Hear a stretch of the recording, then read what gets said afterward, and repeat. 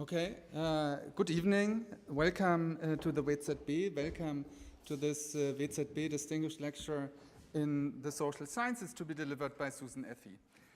We initiated this new lecture series 3 years ago, basically to have a platform really to showcase the very best research, relevant research in the social sciences in all the 3 fields. So we have each year 3 of these, one in sociology, one in political science, and one in economics. We started 3 years ago with Thorsten Persson from Stockholm, who talked about the plight of the mediocre man in this day and age. And then in 2013, we had Fabrizio Silibotti of Zurich, who talked about China. And last year, we had L. Roth, who talked about repugnant transaction, L. Roth from Stanford. Now, today, I'm very happy to welcome Susan Athey, who is also from Stanford. I promise in 2017, we find another university to find a speaker from. Now, I'm here only to welcome you and to introduce the person who's then going to introduce Susan. There's only one intermediary. Okay. Now, one word I have to say about Susan to explain to you the choice of, the intermediary. Susan belongs to a very rare breed of economists. She's an excellent first-class, world-class theorist. But unusually, she also does very serious empirical work, unusually for theorists who work in this level of theory. Now, even more unusually, Susan also talks to people in the real world, and in particular in the tech industry. So, for example, she has been serving as chief economist to Microsoft for a number of years. So when Susan agreed to come to give this lecture, I knew immediately that I wanted to bring back Ludwig Enztaler, who spent some time here at the WZB. Ludwig studied mathematics in Cambridge and economics in Berlin. And after his PhD, he spent some time at UCL in London and then at the WZB in Berlin. But last year, he left us to assume the role of the first chief economist for Rocket Internet, Germany's biggest internet company. So this seemed to be the ideal match and a great opportunity also to get Ludwig back to the WZB. So let me now hand over to Ludwig Enztaler.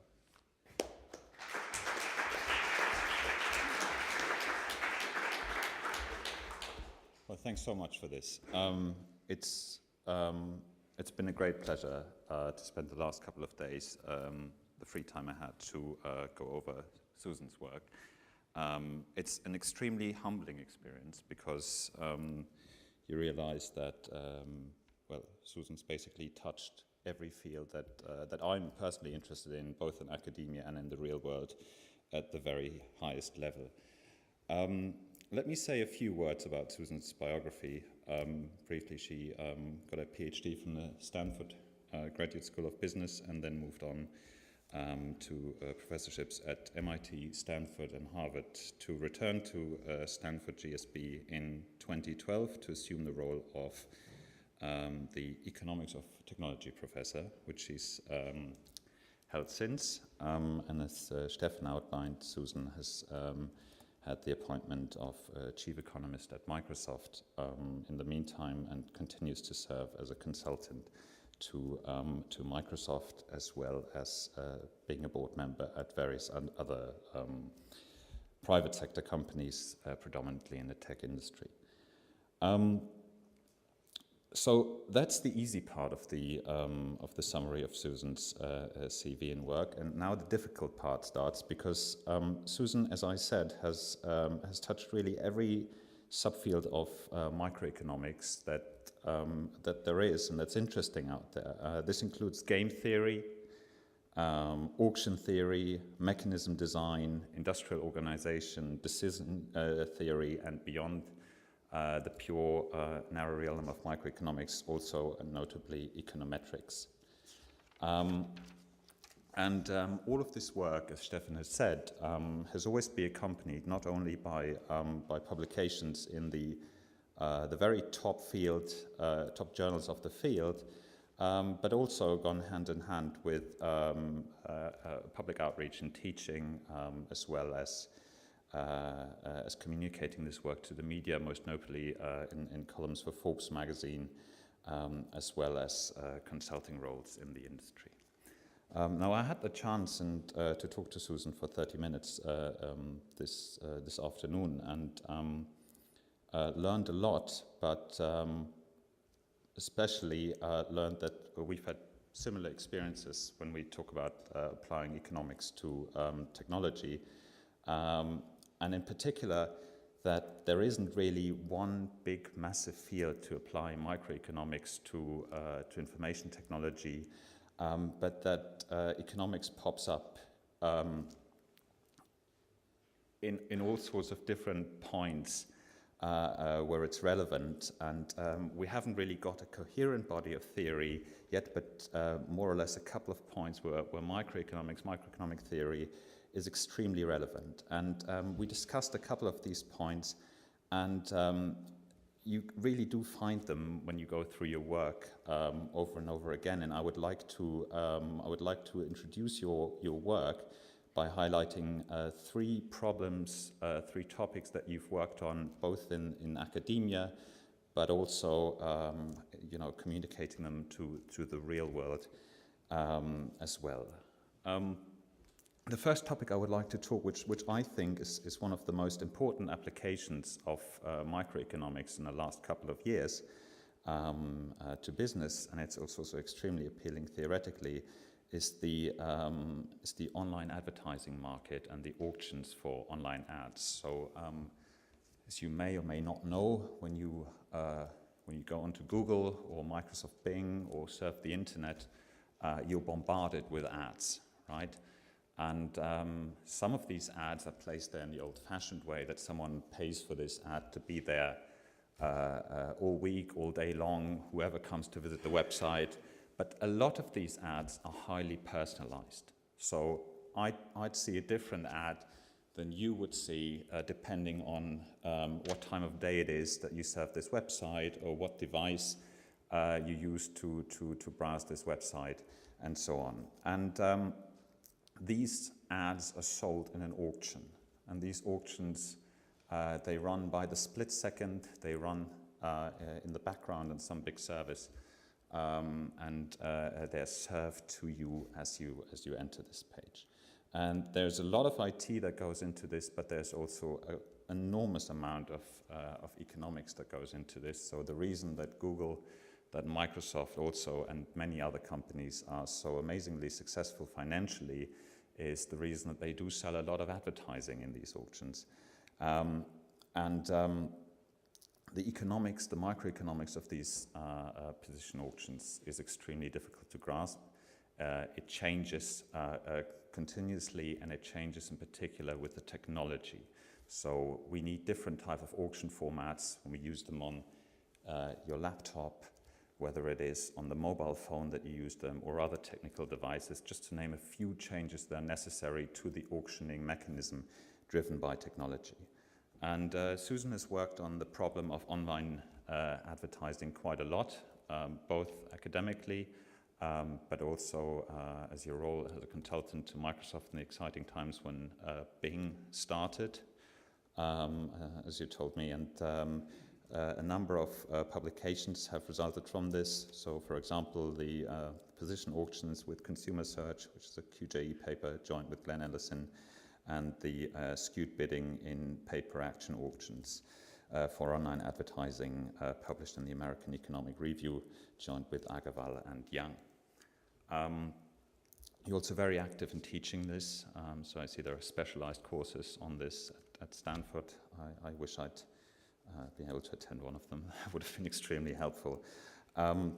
It's extremely difficult to grasp the one big message that comes out of this work, but so I've worked on these problems a lot myself and see them. I think the challenge here is to really find the right model and the right analysis for the circumstances that technology dictates, and that's an ever-changing field. There's a lot of dynamics in there, and finding the right model here is really the challenge. And I think a lot of the work that you do is in response to this, and that's the one big field that I see that you spend a lot of time on, and that's been hugely influential, especially given the the size and the scale of the industry, which really is influenced by a couple of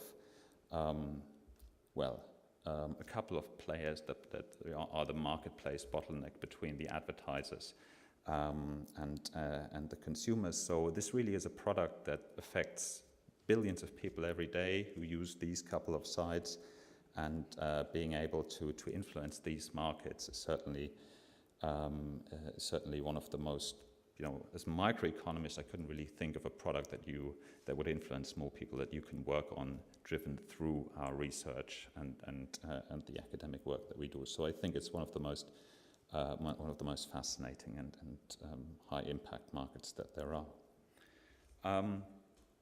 So that's the first topic. Where your work and both your academic work and your consulting work really influences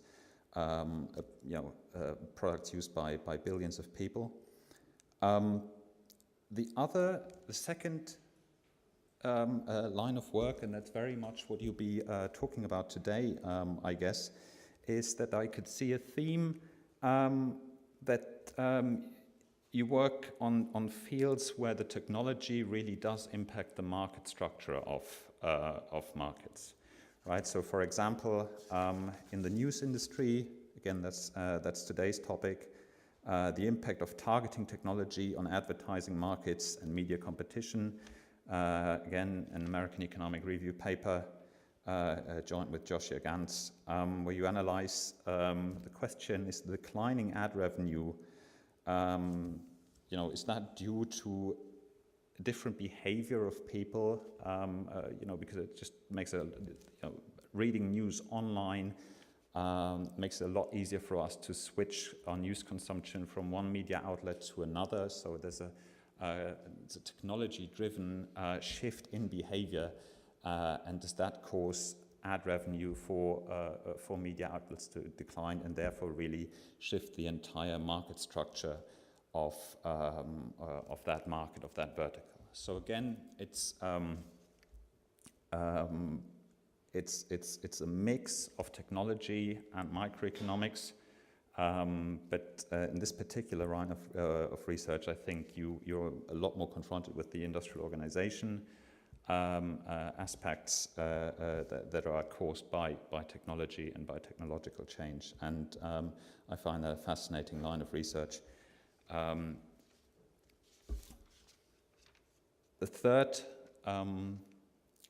The third category that I'd like to highlight that you've worked on and actively work on is again a topic of influx from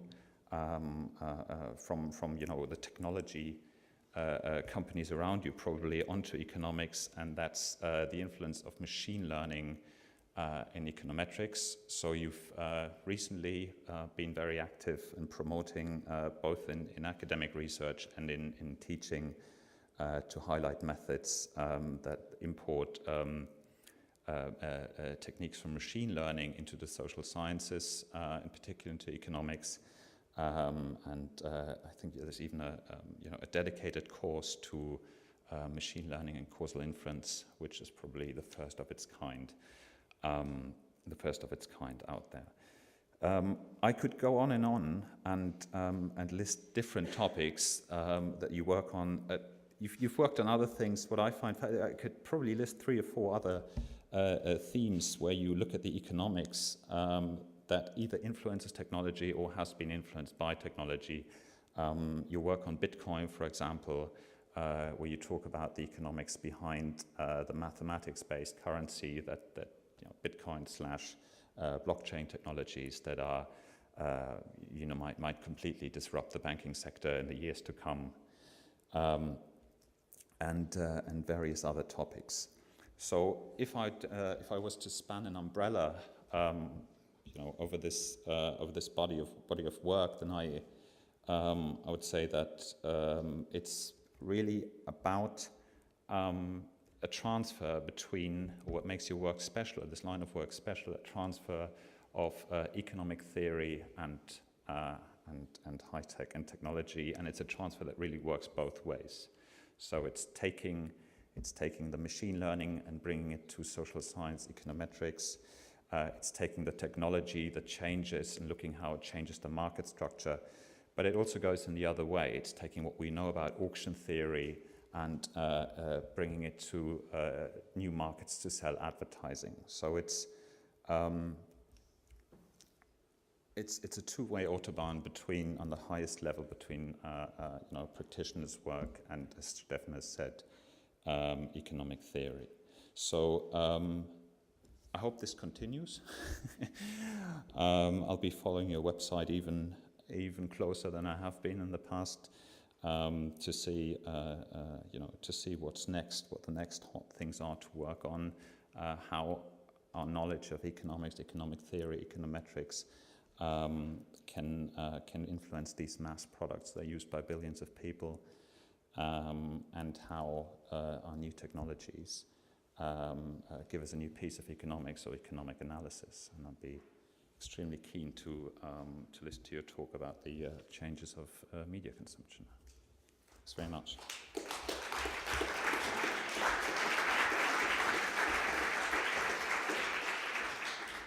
So thank you so much. I think that is definitely the best introduction I've ever gotten. I think most people look at my CV and just say, "You are weird." So, so you actually, I think, see a little bit of the coherence in it. So thank you very much. And thanks so much for inviting me here. I've had a wonderful day today, getting to talk about all sorts of different parts of economics that people are working on here. It was really an exciting day. And so actually you got a little bit of background about, maybe that will help you understand how I came to this topic of the internet and the news media. When I started working on Bing and working with Microsoft in 2007, really the reason that they invited me to work with them is that they realized that they needed microeconomics to help them compete with Google and search and generally in online advertising. That was really the first thing I worked on there based on my previous research in designing markets. But I very quickly got immersed in the whole world of search and big data, and it was really this environment, first of all, that was full of computer scientists and engineers and one economist, and they didn't care how many fancy prizes I had or what university I was from. I needed to make my arguments on first principles. I needed to sort of show why economics and social science methods matter. And so that really led me into this current research agenda of combining machine learning and econometrics and causal inference, because I saw that billions of dollars were at play at Facebook and at Google and at Microsoft, and it was all being run by people who couldn't even define causality or causal inference. And they were making a lot of bad decisions as a result, and still are. There's been, really that first came about in terms of observations and then into the science. And so I'm going to show you very briefly one of the things I've worked on there today that I know there's a lot of experimentalists here. And so it was a method designed for large-scale A/B testing, but also is applicable for small-scale tests. And then the second thing was that really trying to see, when you work on a search engine, you really realize how much internet websites and mobile applications are sort of puppeteers. You realize that you change things and you change people's behavior, hundreds of millions of people's behavior, and that small changes that you make in the user interface, how results are presented, even if your main goal is just to make the user happy, there's a lot of arbitrary decisions along the way, different directions for innovation, and that really changes the information people get. And so that really got me thinking about information and the role of intermediaries in how you get information. And if you think back to the 1990s, the Microsoft antitrust case around Internet Explorer, it was important, and it was certainly, Microsoft used its market power to promote Internet Explorer, but it seems very quaint because back in like 1995, like really, what difference did it make from the broader economic perspective, what you got through Internet Explorer, because just a very, very small fraction of the economy went through Internet Explorer. Now fast forward 20 years and think about what goes through your mobile phone. Like everything goes through your mobile phone. Even the brick and mortar firms, you're finding them with the maps and so on. And so the power of these intermediaries to affect what you do, what shops you choose, what news you read is just enormous. And if you see it firsthand, like I have, you really appreciate that power.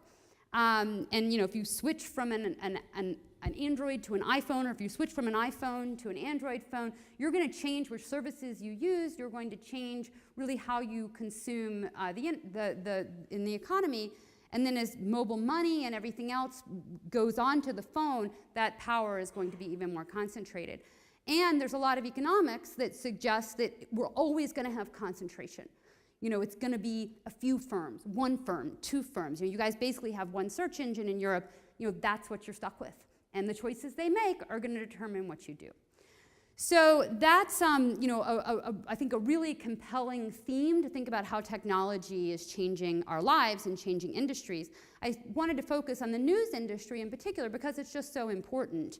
And also because it's something where it's easier to measure in the sense that, I can see news articles, I can see what people are consuming and really measure that better than I can some other parts of the economy. So today I'm going to talk about actually 4 different papers. I'm going to start with a theoretical paper that kind of helped frame the impact of what the internet is doing on advertising markets. And then I'll move into a series of a field experiment and then a series of empirical papers that show direct evidence based on large-scale data sets. So, media, it's under pressure, low advertising revenue. They, in some sense, I talk to the newspapers. I teach at Stanford a class that's popular with our night journalism fellows, which is like, 20 hand-picked people from across the media industry. They love my class, but they always leave very depressed. And, I try to explain in some sense, like the newspaper is being very profitable was sort of an accident of history. That is unlikely to return. There were lots of things bundled together into a single delivery mechanism arriving on your doorstep.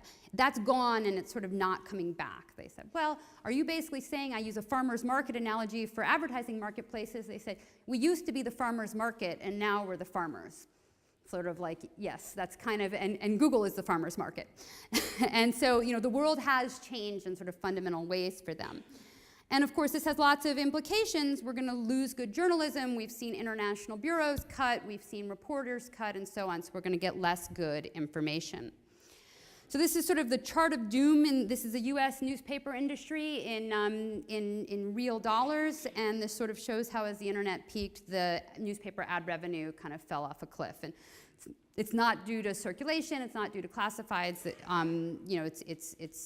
holds up to that.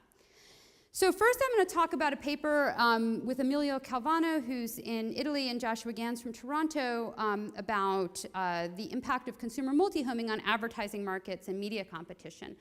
And I'll just put in a little plug for the IO theorists in the audience. Like, two-sided market theory is so great to work on. It is so important, and we know almost nothing relative to what we need to know. So when I teach, I worked 7 years on Google competition policy on behalf of Microsoft. Almost nothing that I needed to know was written down in a published paper, but yet it's very amenable economics. I understand the economics, but we just haven't written the research papers. So is it going to be a hot topic in Europe for the next 5 to 10 years, and I really encourage people to work in this area.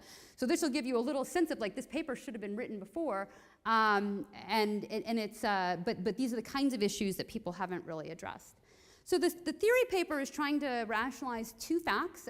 First of all, the internet has facilitated consumer switching between outlets, and second, there's imperfect tracking between outlets. So you're going to consume many more media outlets than you used to. You used to, especially in terms of newspapers, you might have consumed 1 in the past. Now you're consuming many. And it's hard for online advertisers to know if you've seen their ads on other websites. There's lots of tracking technology, but it doesn't work very well.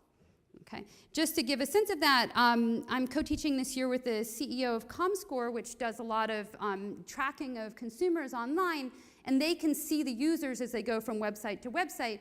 There were some advertisers who were using the best tracking technology available to try to run very large advertising campaigns. And their goal was to hit every consumer between 3 and 8 times.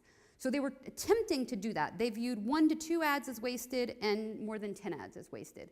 And there's some empirical work behind that that's of moderate quality. But that was their objective. But when you actually tracked the consumers, like with a device, with software on the PC that really looked at where the consumers went rather than relying on cookies, more than half the ads were what they called wasted. Okay, and that's just to illustrate that it's even with all the cookies following you around, you switch browsers, you switch devices, and you just can't, the advertisers just can't keep track of you. So the traditional media economics, which is itself not very old because two-sided market theory is not very old, like it's after my PhD in 1995, but the Anderson-Coate theory of media economics, the first models we wrote down had consumers single homing. So you were either going to go to the Boston Globe or the Washington Post, and when the consumers segment themselves, choose one newspaper or the other, then the advertisers in response will want to multi-home. That is, if they're a national advertiser, they'll want to go to both the Washington Post and the New York Times in order to get all of those users. Okay? So that's the sort of theory, and essentially what happens is that the newspapers are a monopolist over their users. And indeed, competition policy around newspapers like 20, 30 years ago was all about the monopolies the newspapers had and the monopoly prices they were charging to advertisers. And so the FTC would block mergers because they were monopolizing markets. Okay? And so, but really what they did is they hired a lot of journalists in order to attract users, but once the user was a subscriber, the only way to find that user on a newspaper was to go to the newspaper. And so that leads to what's called a competitive bottleneck. And this is also, not a terrible way to think about search engines. They get their users and then they auction them off to the advertisers, okay? And they can extract, all the surplus, or a lot of the surplus out of the advertisers. So in our model, we said, well, this is not a really good model of what people are doing online, because one of the big changes of what happens online is that you go to lots of outlets. So you're switching. That's what Google News does, and I'm going to show you a lot of evidence about that later. Search engines and everything, they send you to lots of media outlets. And once the consumers multi-home, the question is what will happen to the advertisers? And again, just from a theoretical economics perspective, what's kind of crazy is that we've actually been working on this paper for far too long, but when we started, there was basically no paper that had consumers partly multi-homing. All the models said that you either, by assumption, went to all outlets or you went to only one, but there was nothing in between. And of course, everything that's happening in the internet is what's happening in between. Similarly, the other side of the market would also be assumed to multi-home, like it was like a primitive assumption. Are you single-homing, going to one place, or multi-homing? That was an assumption. This model said, well, what if we assume that the consumers go to both, but not, they might go to both, but they don't definitely go to both. What will be the response of the advertisers? And what will happen to the money? So just to think about this from the perspective of an advertiser, a consumer might go to one outlet in the morning and see an ad. Now, in the afternoon, they might go back to that same outlet and see a different ad, but they might also switch outlets. For the advertiser's perspective, they hope they see a different ad, but they might also see the same ad. Okay? And so it's easier within an outlet for the outlet to keep track if the user's seen an ad, but across outlets, that doesn't work very well. So if Starbucks only goes to one outlet, it might miss somebody. And if it goes to multiple outlets, it might hit the same people twice. And that's essentially what ComScore was finding when they looked at these advertisers. They were either missing people or they were hitting them too many times. So the formal model we have is that we have just this really simple model, 2 outlets, consumers have 2 periods of attention, and they have some probability of switching. In our model, the advertisers want to impress each consumer once, and we have different types of advertisers. It's a continuum of advertisers. Some of them really value hitting consumers, and some of them not so much. So you can think of it as maybe somebody selling credit cards or cars, and then there's other advertisers selling a lower value product. And so we can think about what happens that inside an outlet can avoid impressing the same consumer twice, but you can't do that very well across outlets. And in our model, you can't do it at all. And so that's going to create a gap between the number of ads that an advertiser pays for and the number of unique users the advertiser reaches. So if consumers are switching a lot, they might see fewer unique users per ad. It also depends on the advertiser's choice, because if the advertiser only goes to one outlet, then they're going to get one unique user per ad. But if they go to lots of outlets, they won't get as many unique users for ads. And that's kind of an interesting thing, that like the product is changing in a sense. The thing that the advertiser is trying to buy users, but the product changes depending on their multi-homing behavior. So we look for a very simple equilibrium where there's a single price for advertising, and we find that advertisers segment according to value. So multi-homing advertisers, if you're going to buy on multiple outlets, you need to value the users more than the price, but if you're only getting half a user per ad because you're wasting a lot of them, then your value needs to be high enough that your value per user has to be high enough that half a user is greater than the price. If you're a low value advertiser, that isn't going to make sense for you, so you're going to choose to single home. So what we're going to find is that the high value advertisers multi-home, like the credit card companies plaster all the newspapers with ads, but if you're more of a small value advertiser, you're going to choose only a single outlet. And that's going to reduce the effective demand for advertising and lower advertising prices relative to the case where the users single home. In addition to the kind of expected result that when you lose monopoly power, you also lower prices. So beyond the market power effect is just an effect that comes through this tracking. So we basically find that this advertiser mixed homing, which is exactly what you see in practice, and it's also going to have implications for industry structure. From a platform economics perspective, more multi-homing on one side of the market leads to less multi-homing on the other side of the market. That's the kind of comparative static that people just haven't done very much asking of. But it's really important in lots of platform markets. And as now we get Uber and Airbnb and all sorts of other platform markets, we can think about Uber drivers multi-homing. We can think about consumers multi-homing between Uber and Lyft and other types of apps. And some of these similar types of economics come into play. And so we can also think about then what's going to happen to the industry. Blogs or things that don't have high-value advertising actually can be good because they take up attention without taking up a lot of advertising capacity. In our model, it's like a closed system, so we don't assume that more outlets bring more attention, rather that consumers have a fixed amount of attention. Aggregators take up time and they don't show a lot of ads, especially like Google News, but they increase switching. And the more consumers switch, the worse it is for advertising profits. And I'm going to show you later that Google News and things like it have a massive effect on switching. They make you go to many, many more outlets. Then if we think about what kinds of news outlets will survive, well, in this model, being big has a huge advantage. If you're big, you can track your consumers. And it turns out when Facebook sells advertising, they don't go to advertisers and say, we have a great social network. They tried that and gave it up years ago. What Facebook sells is I know who the user is, and I can tell you exactly how many times you're going to impress each consumer. And they compete with TV, and they compete with everything else because they know who you are. You log in every time you use Facebook, and so they know exactly who you are across all your devices. So there's a big return to being Facebook. We should see media mergers and other consolidation in the media industry. It's going to be very hard to survive on your own as a media outlet in this environment. Okay. And I mentioned paywalls. So paywalls are something everybody's still experimenting with. The problem with paywalls is that when you shrink your user base, you get the exact opposite effect. When you're small, you're not valuable to advertisers anymore. If they want to go to just one outlet, they'd rather go to a big outlet. So paywalls, you shrink once because you charged a price, and then you shrink your revenue again because you get a lower price per user. Now, the Wall Street Journal has a premium base, so they can get away with this. But if you don't have a unique audience, the paywall can be really problematic from a monetization perspective. Okay, so now I want to move on to showing you more direct evidence about what intermediaries do. And so I'm going to start with a field experiment that I ran at Bing.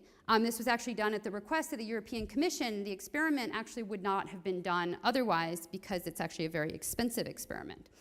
We run thousands of experiments a year at Google and Bing and Amazon and so on, but almost all those experiments are designed to improve the user experience. This experiment actually hurt the user experience.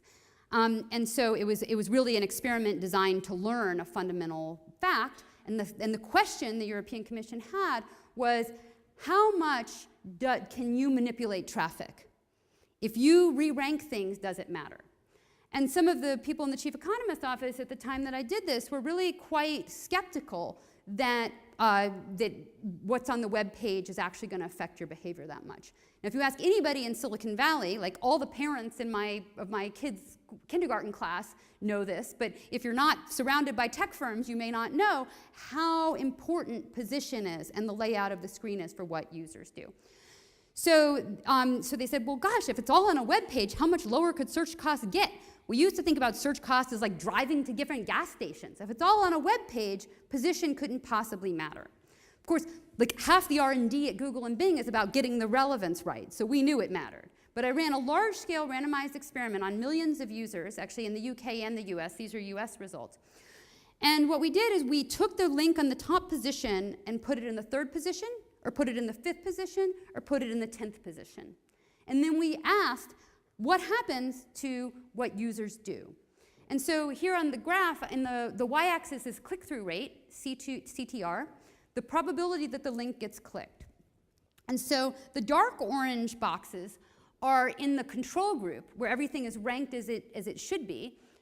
What's the probability of a click? So this says that on a typical page, the top position gets 25% probability of clicks, the 3rd position gets 7%, then we go to 4% and 2%, okay?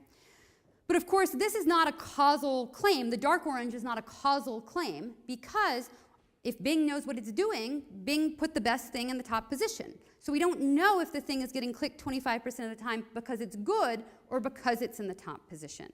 To do causal inference, we need to do a randomized controlled experiment, and so that's what we did. So what the light orange plus the dark orange is what the click-through rate was of the thing in the top position when it was placed in the 3rd position. So it was ranked in the top position, but placed in the 3rd position. And so we see that the thing in the top position loses about half of its clicks. So the dotted box is what it loses when it moves. And so there we can also decompose the effective quality versus the effective position, because the typical thing in the 3rd position gets a 7% click-through rate, but if you put the thing in the 1st position there, it gets a 12% click-through rate. So this light shaded area is sort of the quality effect. It's the part that because the thing in the top position was better. So there's a position effect and a quality effect. The top area is the position effect, and then this is the quality effect. Okay?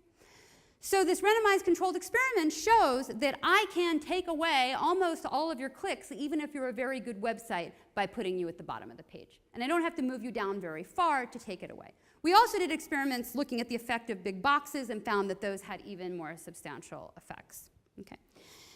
Now, this is actually a little bit of a sidebar, but there's so many experimental people here that I couldn't resist. I'm going to show you then what you can do to actually understand the heterogeneous treatment effects in this experiment. And so this is a data setting where there are lots and lots of covariates. I'm actually, in my analysis, I use like 100, but there's actually thousands and thousands of things I can observe about a query that comes in. I can classify it. How likely is it movies? How likely is it celebrity? How likely is it informational?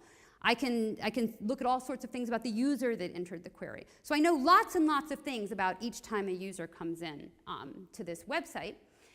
And so I can start to understand, well, is this position effect, is it uniform across all queries? We might think that it might be much more important for some queries than others. But those of you who do experiments know that there's sort of a prohibition for data mining. Okay, data mining is bad if you do experiments. And data mining means I ran my experiment, I didn't get a significant result for my treatment, so I start fishing around, and maybe there's some subpopulation I did get a significant effect. And there's something called multiple testing in statistics, which says that if you try 100 different things, probably 5% of them are going to come out positive, even if there was no effect. So multiple testing is bad, and experimentalists are supposed to make a pre-analysis plan about how to look for heterogeneity. In fact, people die all over the world every year because that same standard is required for health studies. So if you have a drug and you find out afterwards that the drug is really bad for some people and really good for other people, you can't actually use that because it wasn't part of your pre-analysis plan. So the drug might be great for a subpopulation, but if you didn't predict it in advance, you need to run a new clinical trial. So there's a bunch of examples actually where this occurs. So the method that we develop, and this is a paper with Hito Imbens for doing this, is we imported some methods from machine learning called regression trees. And what regression trees do is they create a partition of your data set, or a tree, a hierarchical partition, according to covariance. And so what we did is we modified that method, which was designed for prediction, and solved a bunch of technical issues to make it good for causal inference, not prediction. So we can apply it to a randomized experiment, and instead of just predicting an outcome, we're going to predict a causal effect. And we're going to use a technique called sample splitting to get valid standard errors with no multiple testing problems. And so what we get out of this is a tree that says, okay, here's a subpopulation. It's about 1.2% of the population where there's no effect of re-ranking the results. And these are ones that were classified as good for image and likely to be about celebrities. So in some sense, if you're searching for a celebrity, you're not going to click on any of the informational links. You're probably going to click on the picture. And so the ranking doesn't really make a big difference. On the other hand, here's one where you lose 20% of your clicks, and the average was 13. So this is a big effect. And this was one that was classified to be likely to be a Wikipedia reference, and it had a bigger treatment effect. Okay, so you get a tree like this. And this was a couple 100,000 observations, and you come up with all of these subgroups, and for each of the subgroups, I've got a valid treatment effect and confidence interval. And then one of the great things about it is the method has actually found the subgroups where the treatment effect heterogeneity is the biggest. That's what it's doing. It's searching over all the possible, not all the possible subgroups, it's got a greedy algorithm, because that would take a zillion years. But it finds a smart way to find treatment effect heterogeneity in which subgroup. So this is actually getting put into practice on several major tech firms' A/B testing platforms, so the experimentation platforms that they use, so that they can also, in an automated way, find the heterogeneous treatment effects. And remember, everything that changes at Google or Bing goes through a randomized controlled experiment. But I also think this is going to be useful for field experiments and possibly lab experiments if you actually know something about your individuals. Okay? And this slide is just showing part of what we do to get valid standard errors is that we split the sample. We use half the data to kind of find the subgroups and the other half to do the estimates. And even with a couple 100,000 observations and only 20-odd subgroups, we actually find a lot of bias. That is, if you don't do the sample splitting, if you ask an algorithm to find subgroups that have things together, they're going to find spurious stuff. Even with this is like a regression with 20 dummy variables in it and a couple 100,000 observations, but even with that type of data set, bias can be important. Okay, so now you hopefully believe that aggregators and intermediaries have a big impact on what you do. It can change what you read. Now I'm going to show you how that works in the news industry. And we're going to focus on two aspects of the changing online media landscape. The first is news aggregators, which has been especially big in Europe. So both of my studies are going to be using European data, and then social media. So the news aggregators, first of all, as many of you know, has been a big policy issue. So this is one of the most fun conferences I've been to. We had a workshop at the FTC, and I had Arianna Huffington and Rupert Murdoch, and I also got to speak, so that was kind of fun.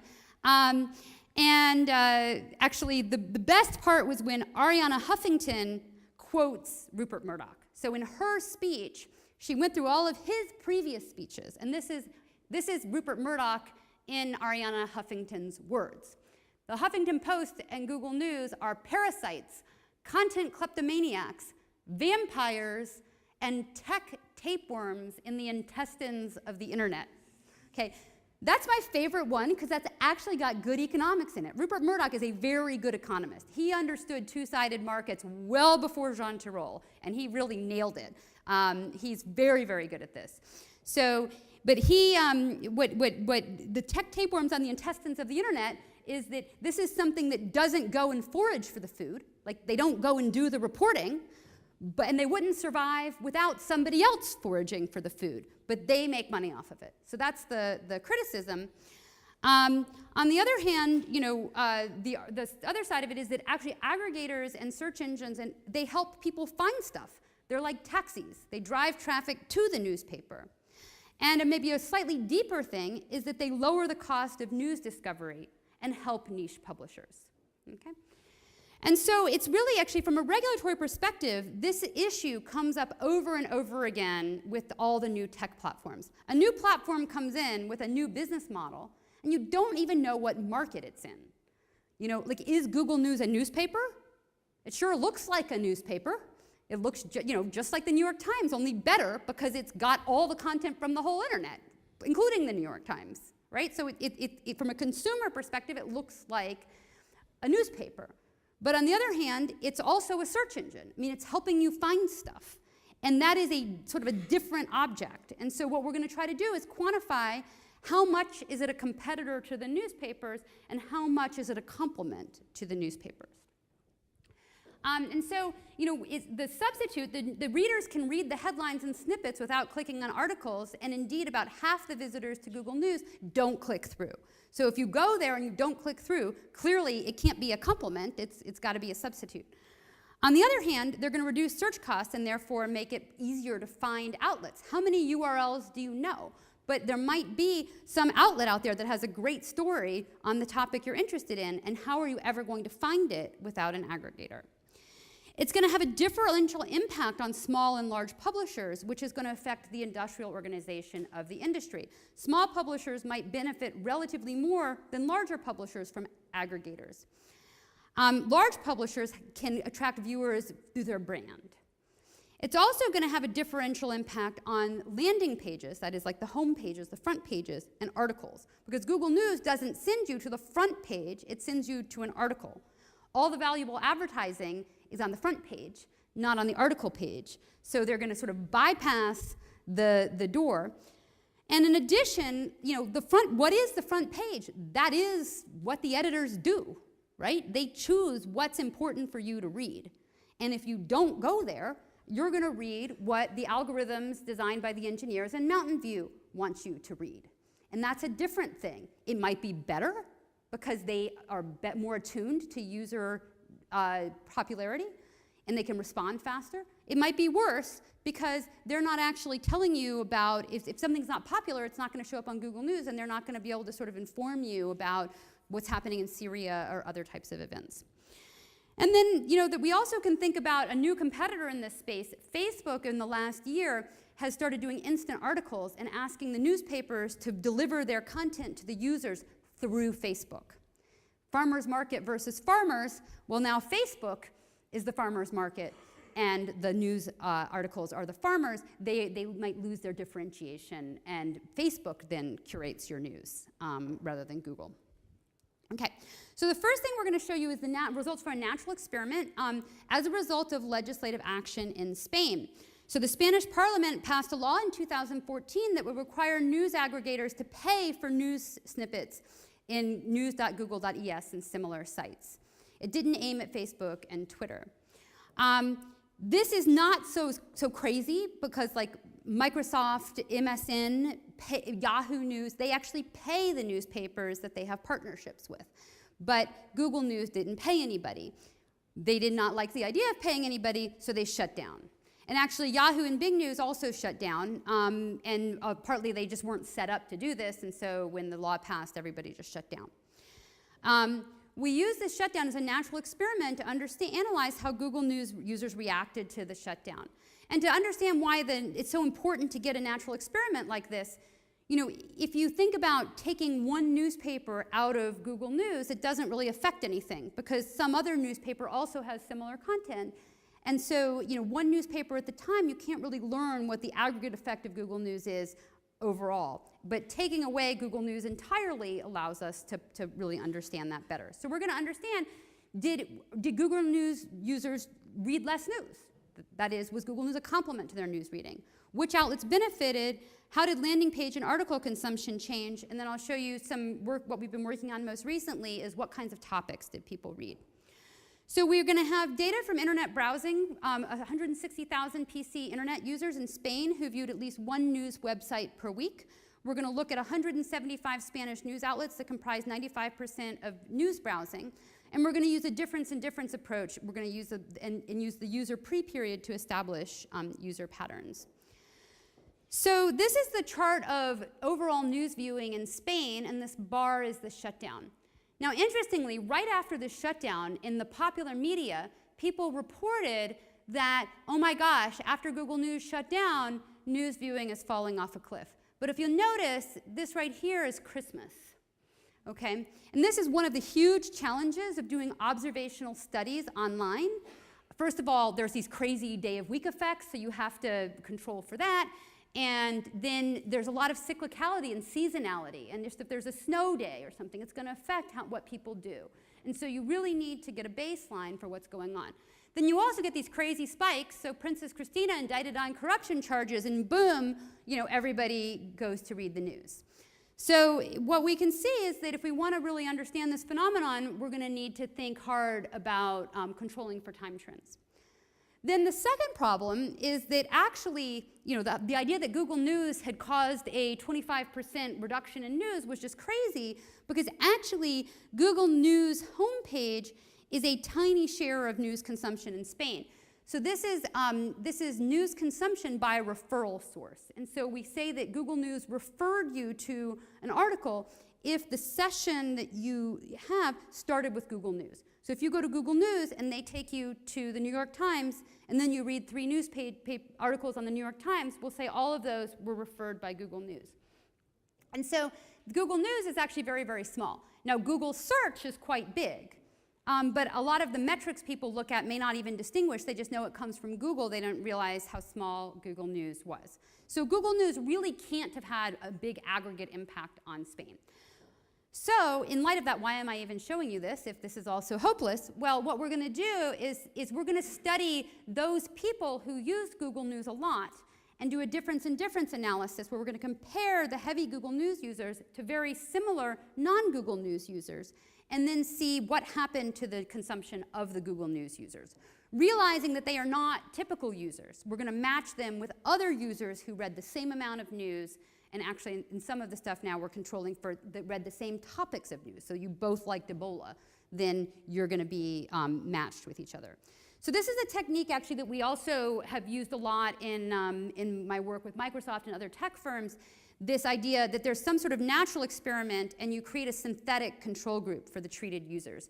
So for whatever reason, some set of advertisers, or some set of sellers, or some set of users experience the treatment, and then we have all these other users, and so we look out in many dimensions to find users that are very similar and use them as a control group.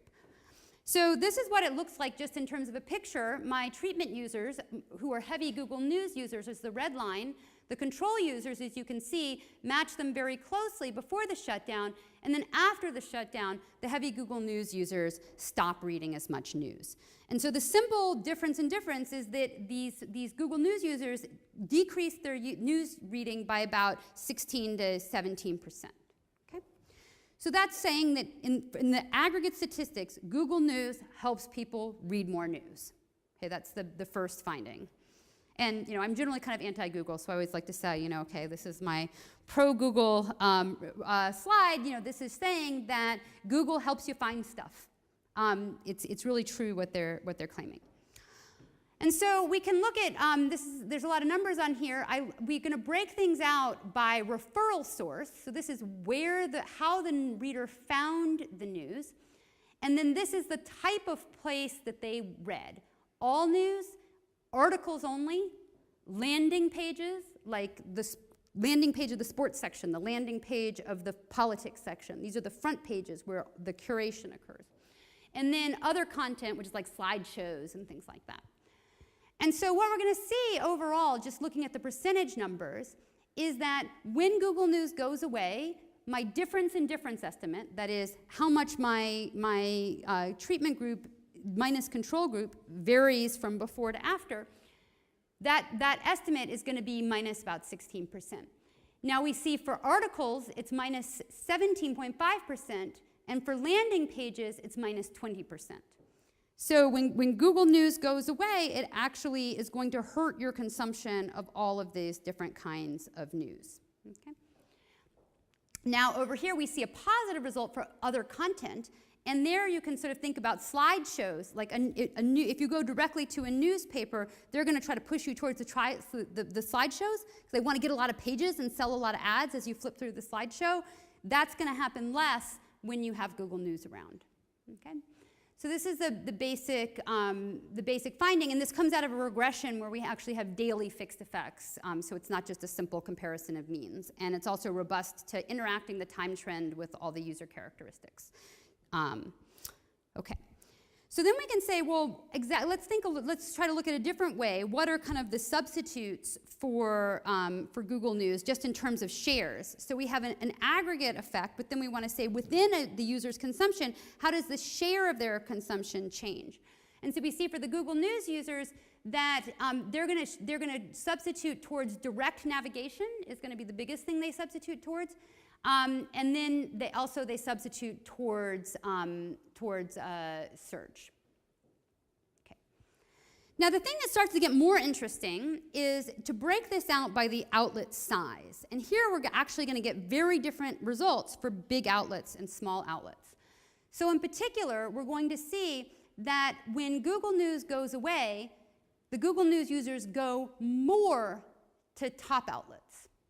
Okay? So Google, that is, the top 5 outlets are actually competitors of Google News. And when you take Google News away, people go to them more.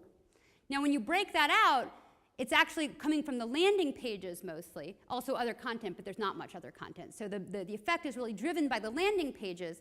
That is, when you take Google News away, you go to the home page of a big outlet. You actually go, overall, you read less articles, and that's because you read less news. So you read less news, you're gonna not go to all those articles that were referred by Google News. But the landing pages benefit. Now it's kind of in the middle, it's kind of a mixed bag. When I go down to the very small outlets, then they're gonna lose a lot of news reading as a result of taking Google News away. So Google News is a complement for the small outlets. It helps them get found. Because how many people bookmark a very small outlet? The only way they're getting traffic is to get referred from other folks. Even for them, though, even for the very bottom, taking Google News away does increase their landing page viewership. Okay? But they lose articles. Okay. So then we can also look at the share of news reading by outlet size. And as you move, when you lose Google News, you can see it here, you're going to substitute mostly to top 5 and then less to the bottom outlets. Okay? So that's really saying that Google News does both. It's a search engine, but it's also a direct competitor. And so the very top outlets, like the New York Times and the Wall Street Journal, no wonder they're out there, and Springer and so on, no wonder they're out there going to the European Commission and saying, hey, kill Google News, because it's their direct competitor. They'd be better off without it. So, and then I just want to say a brief word about welfare. So generally, we don't know if it's good or bad that you read more small outlets. So some small outlets don't do a lot of R&D, research and development. They just copy stuff, okay? And so in some sense, sending traffic to people who copy stuff is bad from an innovation and research and development perspective, because they're not, why do we want people to get viewers? We want the viewers to bring the advertising revenue. The advertising revenue rewards the investment in the reporters. So you want people to appropriate the returns to their investment. So if we send people to small outlets for copying, Google News is bad for R&D. But if the small outlets provide diverse viewpoints, it might be good for informativeness and also for matching for consumer taste. So this is really ambiguous. It would take a lot more data work to sort those two things out. Maybe I'll do it. I'm not sure. Okay. Then in terms of number of distinct outlets, I mentioned earlier I was going to show you what happens to how loyal you are to outlets. We see that when Google News goes away, there's a very substantial reduction in the number of distinct outlets that you visit, which is especially large for the smaller outlets. You go to 40% less distinct small outlets. Okay, so now that's sort of like the market structure issue, small versus large. Now let's think about actually what information you consume. What do you learn about? Do you learn about Princess Christina? Do you learn about Ebola? Do you learn about Syria? What are you going to learn about? And so there's really kind of, we know that Google News makes people read more. What we want to now understand, do they read more about a lot of different things, or do they go more in depth on the same number of things? And so we also want to, along the way, think about what actually does Google News do differently. And one thing that they do is they identify popular topics faster. So the newspaper, if a new topic becomes popular, they have to go send a reporter. But if one outlet out of 20 has wrote a story about it the day before, Google News can put that to the top immediately. So they're going to be sort of more responsive to things that were unpredictably popular. So first of all, we compare the topics by whether what that people read compared when you went directly to the newspapers, direct navigation, versus if you were referred by Google News. And we do see some differences. So like Ebola was more popular from Google News. Spain government was number 2 for both. And history of Catalan politics was higher for the Google News readers, and so on. And so one of the things that may be harder to absorb quickly from this table, but I can show you better in a picture, it turns out that Google News readers are actually more concentrated in topics rather than less. So if you take the top topic, it's a higher share of Google News readers reading than the top topic for direct, and all the way through the distribution. So that's saying that people are reading more. They're doing more research on a smaller number of topics through Google News. Google News makes you deep. And that kind of makes sense because each a publication is only going to have one article per topic. If Google News lets you read the 3 best articles on a topic, and maybe you want to keep reading because they don't all give all the information. Okay. So we look at this a different way. For each user, we compute their Herfindahl across outlets within a topic. So what share of your reading on the Euro crisis is in the first outlet squared plus the second outlet squared plus the third outlet squared? So a concentration index for outlets within a topic. And so we find that the Google News are much less concentrated within a topic, which again is showing that Google News is helping you go more in depth and read a lot more different outlets on the same subject. So Google News is sort of good for in-depth research. And that's also true, surprisingly, relative to search. Even if you come through search, you tend to go kind of to one outlet. Google News is where you go when you really want to do a lot of research. Okay. So that's the summary for Spain, and this is the one we've done the most in-depth analysis of. Now I'm going to show you briefly another natural experiment in France, which is going to give similar results. This one was actually occurred in late 2009 when France introduced local content, and it basically allowed you to opt in to location. So this is cleaner in some ways and less clean in other ways as an observational study than Spain. Spain, they took it away, so it was gone. So that's very clean, but everybody was on the same date. So I can't really get time trends. Like if there's something about what happened in Christmas that was special to Google News users, it's a little harder to control for that. If my control group is wrong, it's going to be wrong across the board. Google Local, you had to opt in on different dates. So every single user has a different treatment date. And so I'm going to construct a synthetic control group of people who were similar to you on the same dates. So if I make a mistake, it's not going to be sort of systematic across all my Google News users. The big problem with this is that these users opted in. And so this is something that you worry about called activity bias on the internet, which is that if you decided on this particular date you wanted to read more local, well, that might mean that you're interested in local. So we do everything we can to control for that, but you can't perfectly deal with that problem. And the way we control for it, again, is we're going to match users. We're going to create a synthetic control group over all the users in France who had the same amount of local reading the day before, the hour before, the week before. So we're going to find users who looked exactly like you up to that moment.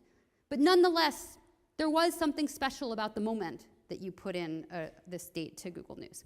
So after you put in that you lived in Paris, you would see local news. And of course, now this is done automatically by Google News. But this was one of the last introductions of local content that I was able to capture when I started studying this.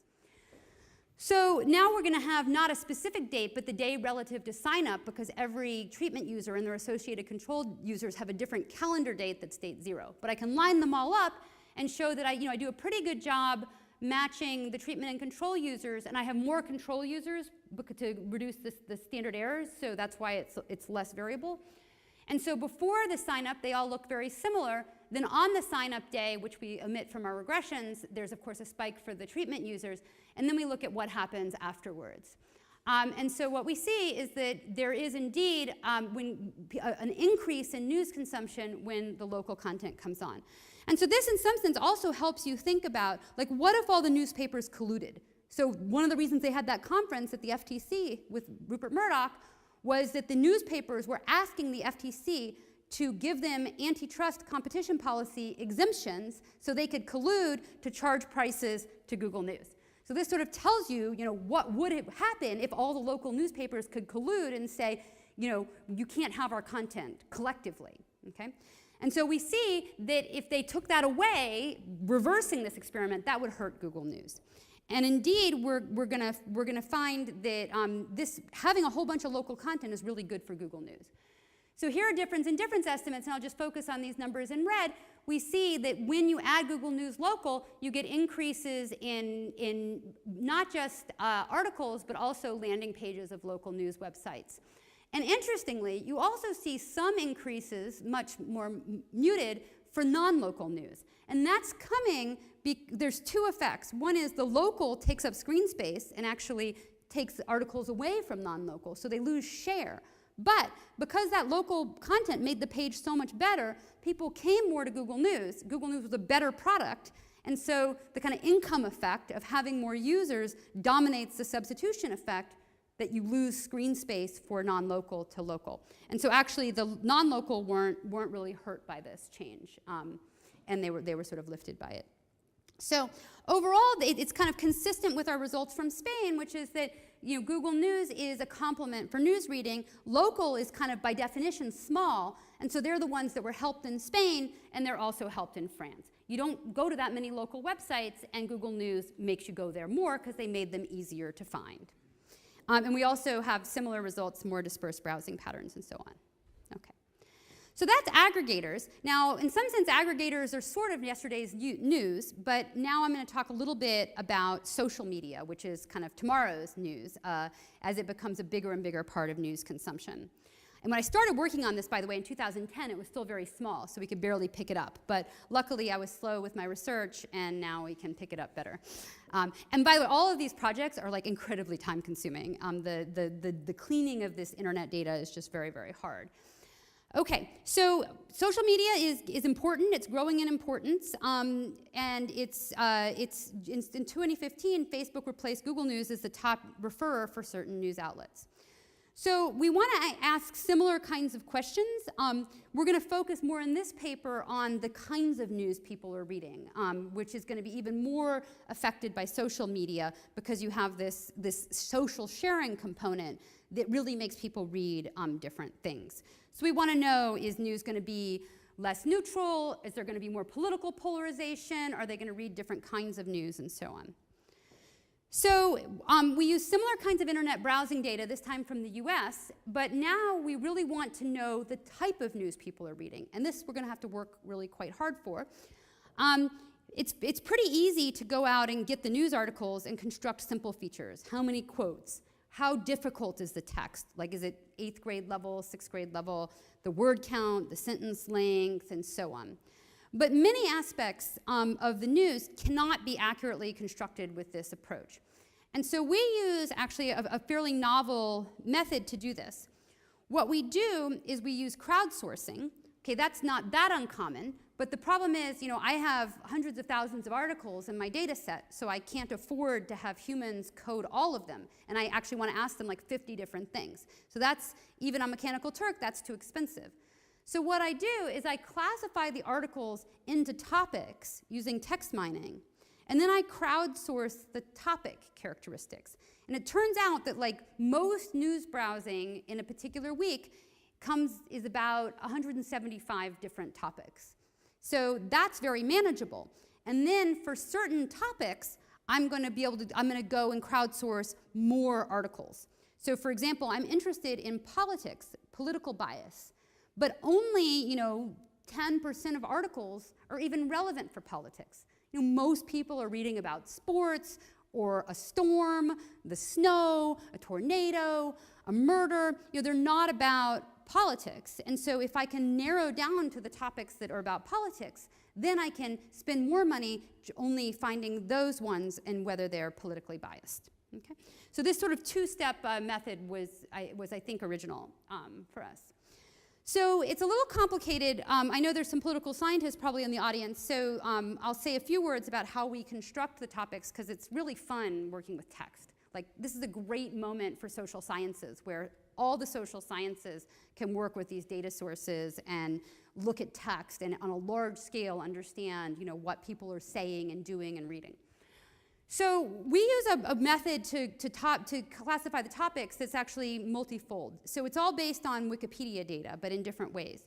So first of all, we get all the concepts on Wikipedia, and it's essentially about a third of news topics actually have a Wikipedia article. So we have a fancy way of figuring that out, but more or less, like, Catalan politics, there's a big Wikipedia article about Catalan politics. Princess Christina corruption, there's a big Wikipedia article about that. Turns out almost anything important that happens, somebody writes a Wikipedia article. And that's great because that can be sort of a ground truth for figuring out, what's a topic. And so these are some examples of topics. This is we're still working with our pilot data. We've done we're not quite finished with a longer time sample. So like the Boston Marathon bombings, there's some sports events, the death of Lee Rigby. These are all some of the topics that were very popular, and that most of these we could map directly to Wikipedia. But then that's only about a third of articles, so now we want to get to the next third of articles. And what we do there is we use a method from computer science that's called a network community detection. So we take every article and we construct its links to every other article based on the words that they have in common. And we focus on words that Wikipedia said were important, in particular bigrams, pairs of words that were important from a Wikipedia perspective. And so this gives us a network, and it turns out that this is a better way to classify news, at least as far as we can find, than thinking of just a sort of a rectangular data set approach where you're just trying to predict using kind of one set of features at a time. Because we can really see the patterns of all of these articles having words in common, but they may not all have the same words in common, but we can see the pattern that they're all linked together.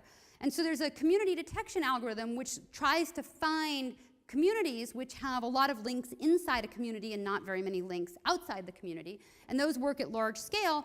And with that, we're able to classify another third of articles, and actually it's incredibly good. Like, we really nail, like there's a few errors, but really the classification just makes a lot of sense. And so this is an example.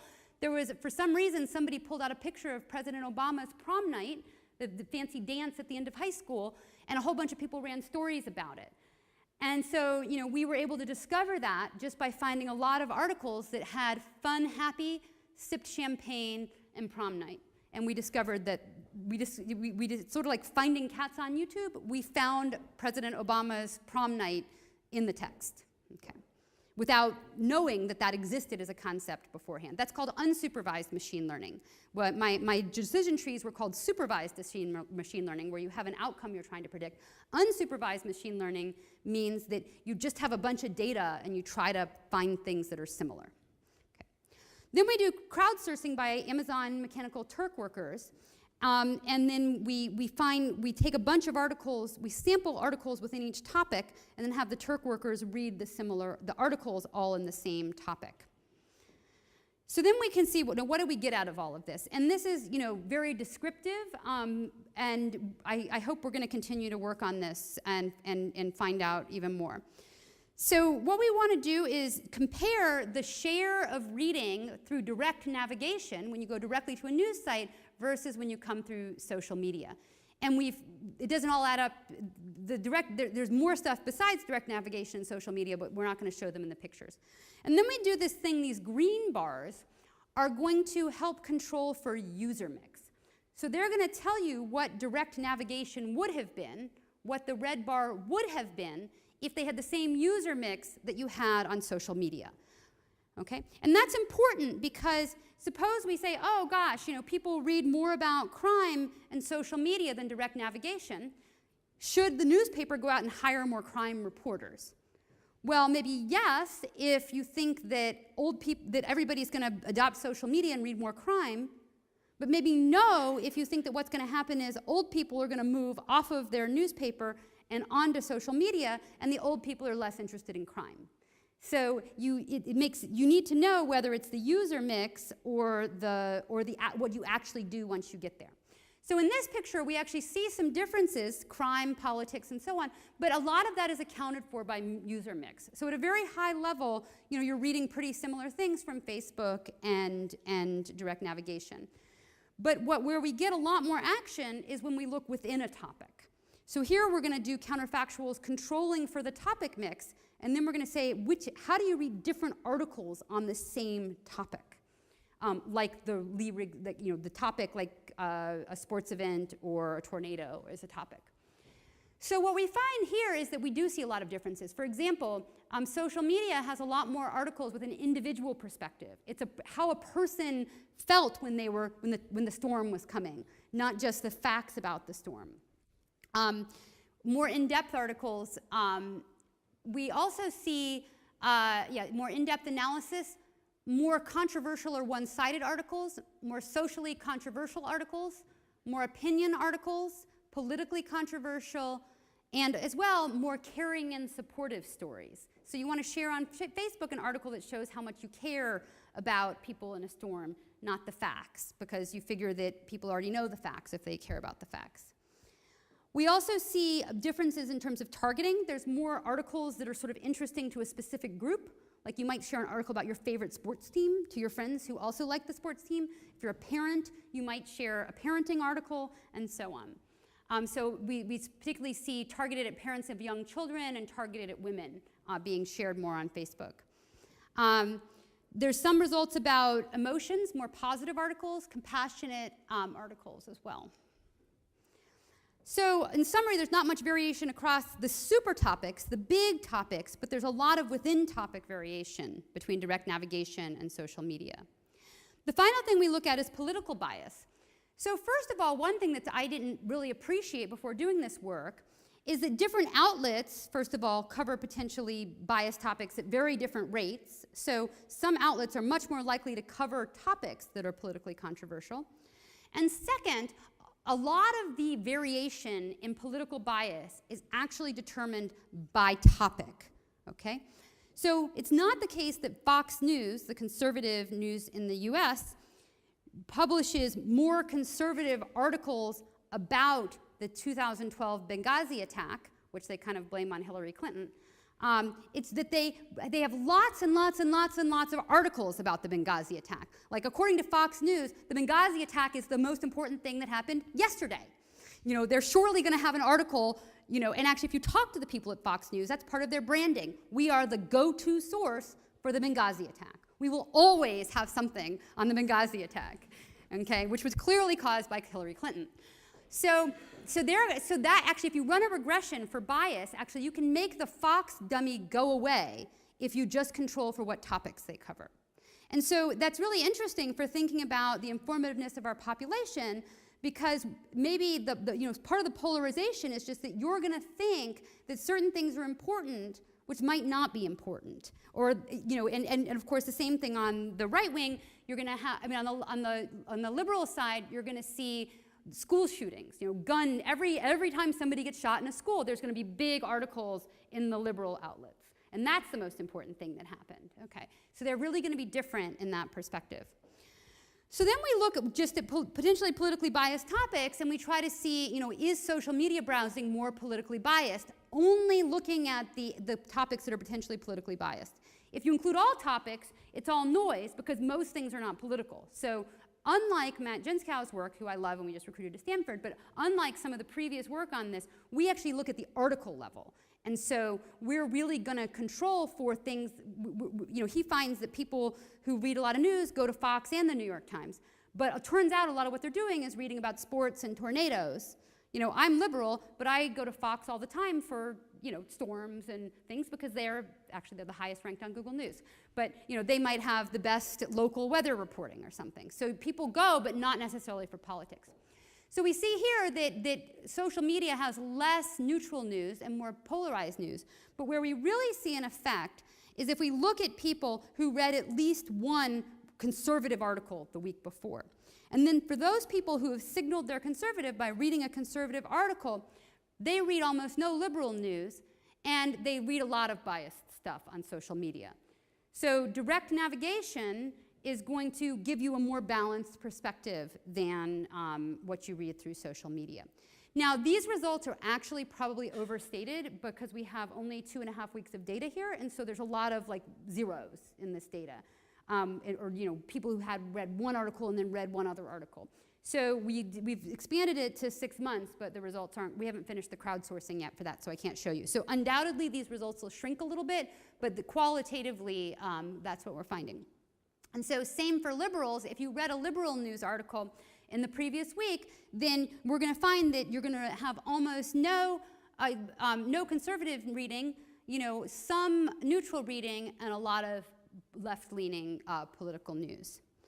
So just to summarize, we find social media is more biased than direct navigation, sort of despite what previous authors have found. And the thing is that we really see the article level, which is why we can find these more nuanced things. Outlets vary a lot in their audience as well as their coverage of topics. And so there is some evidence in favor of what's called the filter bubble, which is that social media just shows you more of things like you. And more broadly, we think, there's a lot of differences due to user mix, but the type of article changes. And all the news media that I talk to, their reporters are onto that. They know, zillions of reporters have emailed me to get this study because they want to write articles that are going to get shared on social media. And so the supply is changing in real time in response to the demand. So I can't study the supply very clearly because I don't have a natural experiment, but I think the implications for the supply of news are really what's interesting here. It's not just how consumers respond to what's there, but the fact that we're not going to get that other stuff, which may be good and may be bad, but it's going to be different, that we know. Okay, that's it. Thank you very much.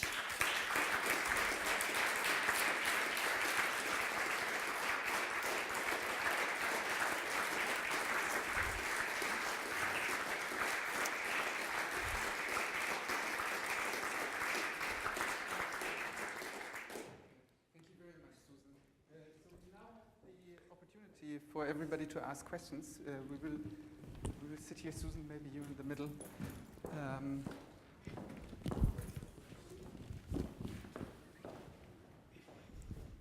So how worried are you about the polarization? I mean, first of all, thanks for the fascinating talk. I mean, that covered so many things. But I mean, the last note you ended on somehow, does it make you worried?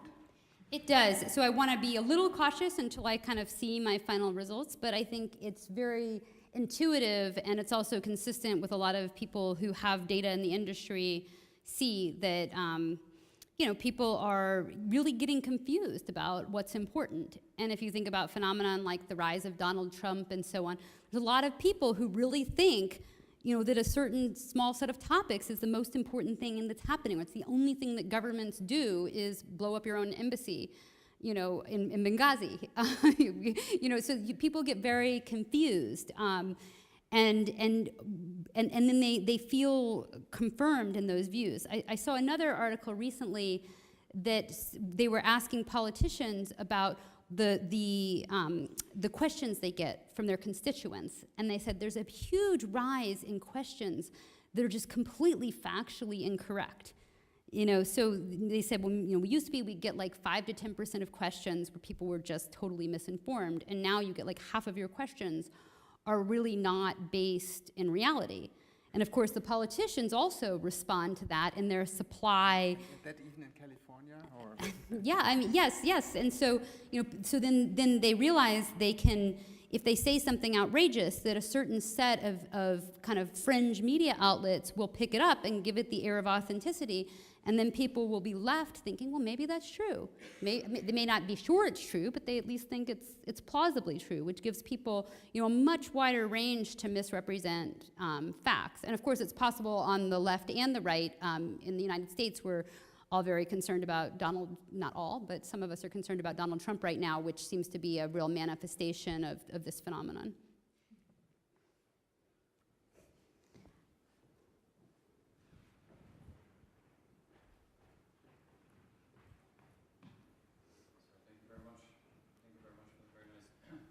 Talk.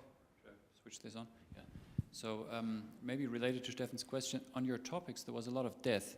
So there were, many of the topics were, Boston Marathon, and then the Benghazi events, Margaret Thatcher, many killings. So I wondered whether, so one criticism of that might be maybe your selection of topics is slightly biased towards certain events. But then I thought, well, it's maybe a bigger question than that, which is the importance of Google News and other services may tilt our attention or may bias our attention towards very identifiable events, relative to things like party politics or slower processes of that are maybe of equal importance than an individual killing.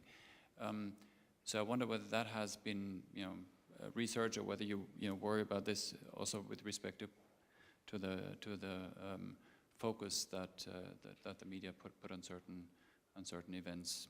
Sure, excellent questions. So let me start with the easy one. So you asked if we were somehow focused on particular topics. So I probably went by it very fast, but we cover in total about 80% of news browsing. So our classification method covers everything, basically. And then when we manually inspect the things that aren't classified, they're often, a local event, like a particular soldier returned home from Iraq or something. They're very one-off events where there really aren't other related topics. So I haven't quite figured out how to report statistics on that, like the fact that these are niche topics, but for manual inspection, we pretty much cover all the major topics. So that's not, I just showed you the top ones, but there's the 175 or so cover everything. Then the second question of what Google News and I think Facebook do, and we're trying to document this better. We've trying a couple of different ways to quantify it, but I think what's happening is that it's very responsive to popularity. So again, it's very hard for a single newspaper to produce content fast. But Google News can just find if the first person who gets it, it's right up there on Google News. And then Google News has all this data, both from search and from Google News. And so it very quickly figures out what's important, and it in real time re-optimizes its web page. It's also very good at online experimentation. Even like Microsoft MSN also does this online experimentation. It'll randomize the articles and then promote the successful ones very, very quickly. They'll do, it's like a multi-armed bandit type of thing, where as soon as something starts losing, it gets shown less.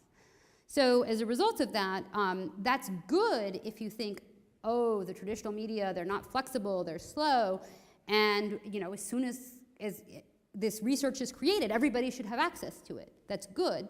It might be bad, though, if you think about kind of self-reinforcing things, like something gets a little bit popular and then it gains in popularity, and it might crowd out a longer-term topic. So we did try to measure the long-termness of a topic, and we find some evidence about that, but we're still working on that. So we want to sort of think about the life cycle of a topic. Some things kind of spike, and some things have a longer life cycle. And I think that's an interesting, it's not completely easy to summarize that. We have to kind of make up our measures, and we're still playing with that, but I think it's interesting. I think one thing, though, that we have, I think, pretty well nailed down is that, say, Google News really helps you do more research, that you go deeper into a topic on Google News. Probably less so on Facebook.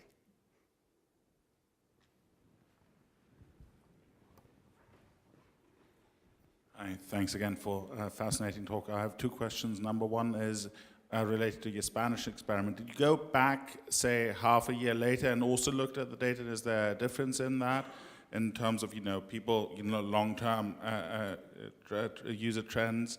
And then, another question, do you look at how the actual consumption of article, and I gather that's hard to measure, of course, of news articles is changing, i.e. how far do users read? Do they read further with social media? Do they read longer?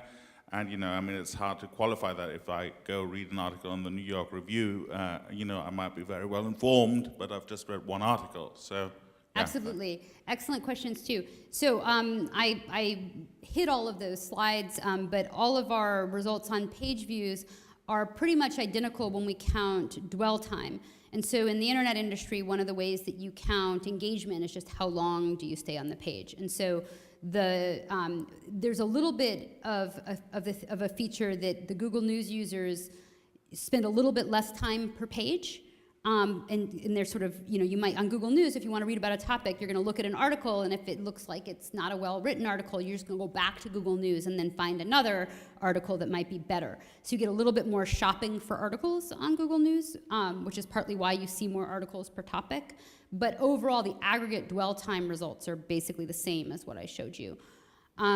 So the engagement, in some sense, doesn't undermine that. And that's also, by the way, we also looked at dwell time for the search field experiment where we re-randomize things. So the same kind of qualitative percentages hold for how much, not just clicks, but how much time did you spend on the page, or was this a click where you actually stayed on the page? And those engagement adjusted metrics also work. You asked about Spain and looking back at it later. Sadly, it is hard to track users on the internet longer than about 3 months. You kind of lose track of who they are. And so the quality of your results kind of falls off over time. So from a research perspective, that's difficult using observational data. Data sets like ComScore, where they have a panel of users over a long period of time, are great, but they only have, they have a fraction of the users in Spain that I had in this data. The other thing is that it's also just, these users, after 6 months, like, lots of things can change. So this is something we were talking about in my office, that even the very best firms who study things, very carefully, like Facebook and Google and so on, have a very hard time measuring long-term effects. So this is another thing that's sort of behind all this research, is that I saw firsthand that all the tech firms look at short-term metrics because those are easy to measure. So I can do a one-day experiment and figure out really fast whether I've made the users happy. I am really bad at measuring whether I made my advertisers happy, who are the ones paying for my ads and funding my website. If I'm Amazon or eBay, it's much harder to tell if I've made my sellers happy than if I've made my users happy. Because in one day, you can see if you made your users happy, at least in the short term. You can see if they clicked. But it's very hard to see that, 3 months later, the seller throws up his hands and says, I'm not selling on eBay anymore. Those long-term things are hard to measure. So, and even on the user side, I was saying when Bing introduced a new user interface, at that time Google had only 10 blue links. Bing introduced a more complex screen, which later Google actually mimicked. It took actually 3 weeks in the experiment for the users to get used to that new user interface. And for an ordinary experiment, they would have just shut it off and said, oh, users don't like it, forget it. If it's something that takes users time to learn, or that has a long-term loyalty thing, they can't measure it. And so all of that is underinvested in. So back to the news, what that might mean is that suppose, covering Syria, like, people don't click on it because they look at it like, oh, I don't want to think about that. Is my whole continent going to blow up? I just don't want to look at it. But if you see that your newspaper is covering Syria, you sort of feel like this is a serious newspaper, and then when I am in the mood to read about it, I'm going to go back there. That type of long-term investment in quality and in relationship and in your brand is undermeasured. So paradoxically, the more data-driven these firms get, they do a better job relative to just guessing, but they really tilt towards the short term. And also, I think Facebook, you know, their newsfeed algorithm. I know the people who work on the Facebook algorithm. It's getting better all the time, but you know, the first many years of Facebook is just very, very short-term driven, and I'm sure you see that yourselves. If you post something on Facebook, right? If like 3 people like it right away, then it goes to the top of all your other friends' news feeds, and then you get a zillion likes. But if you don't get, if the first few people who see it don't like it, you know, it's pushed to the bottom and nobody ever reads it. You know, all of this is it's data-driven, and it's better than them guessing what to put up for you, but it's going to bias things in really special ways. That's a question. Hi, I had 2 questions on 2 different parts of your talk. One has to do with what you were talking about with traditional newspapers dying, and it makes my heart break. You know, the idea that the New York Times may not be around for a long time. And I was wondering whether there was some way for them to get around that. Maybe a different type. I mean, price discrimination, I understand, is hard if you can't identify your users, but I was wondering if there's any scope for the freemium type of models that you see in some news websites. That was the first question. The second has to do with the last topic that you covered, the idea that in social media tends to reinforce our views. I know a big deal is made of this in the press, but I wonder to what extent that just reflects the fact that we are moving our offline worlds into the online world. I mean, we all hang out with people that look like us and share our beliefs. And I was wondering whether there was some way to, I understand you can't get at that cleanly with your data because it's online and not offline, but maybe using some of your machine learning tree type models to look at heterogeneous effects, given that certain demographics are more likely to move their lives online. Excellent question. So I'll start with the second one. So Matt Jinskow and Jesse Shapiro have done more work on the offline world and comparing online to offline, and their results showed that there wasn't too much of a filter bubble, but their online data was only domain level browsing, not article level browsing. Obviously, I think some of that is the case, that people move their offline world online, but there's also the case that it's sort of easier to find people who are just like you, and it's also gotten cheaper to create content that's highly targeted. And so I think on the supply side, you know, we've seen these media outlets that are really tailoring towards clickability. It's like BuzzFeed has grown incredibly fast. And I used to have these, I was even quoted in a BuzzFeed article, which was actually a really well-researched article. But, you know, when they got started, they was all like these headlines like, you know, what your breakfast says about your sex life, and, you know, like what, you know, these cat names, and it was just, you know, crazy stuff, but people clicked on it, you know, and so that's, I would say this is what you will get if you maximize for clicks. What people will click on is what your breakfast says about your sex life. That's what people want, okay? And so the supply has more of a chance to adjust to that. And no matter how polarized your editors are, I mean, how liberal the New York Times editors are, how conservative the Fox editors are, they are still much more balanced than, you know, what people actually click on when it's left to sort of popular voting. So I think that's what makes me a little more pessimistic. Then your first question, gosh, you know, I have been to so many media conferences where they've said, oh, you're an award-winning economist. Tell us how to save the news business. And like, if only I could, you know. I mean, Rupert Murdoch thought it was all about paywalls, but that works for Wall Street Journal. Yes, the paywall, I think people are figuring out how to make the paywalls work. The big problem is that you need these referral traffic. You need the traffic from search. You need it from Google News. So if you make your paywall too high, you're not going to get that. Also, our theory says the smaller you are, the less attractive you are to advertisers. Something that's really true in reality that wasn't in our model is also fixed costs. Like the advertisers have to take time to evaluate your audience, and they need data to evaluate your audience. Like the sample size is too small, they can't tell if their ads work. So if you're small, you know, you're just kind of, you know, at the bottom of the advertising market, you're just undifferentiated remnant inventory on Google DoubleClick Ad Exchange, and you don't make any money. So small works if you're really got a good audience, like a finance audience or something, but small is not so good otherwise. And so paywalls make you smaller, and that's bad. So I think, ultimately it's sort of consolidation is going to be one answer. Also, to the extent that they can cut out some of their fixed costs using shared technology platform. So you can either merge, or maybe you can use a shared technology platform but have different media brands, or maybe a startup provides a one-size-fits-all digital platform so that the newspaper doesn't have any investment in the digital platform. They just produce the content, and so they can just kind of rent the intellectual property. But actually, like, running a website well and learning about your users and selling your ads is all expensive, and you just haven't got the money to cover the fixed costs, which is depressing.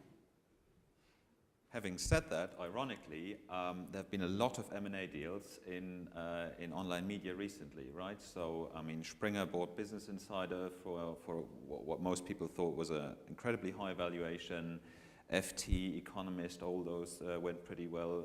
Jeff Bezos buying the Wall Street Journal, more as a hobby, I guess, but still.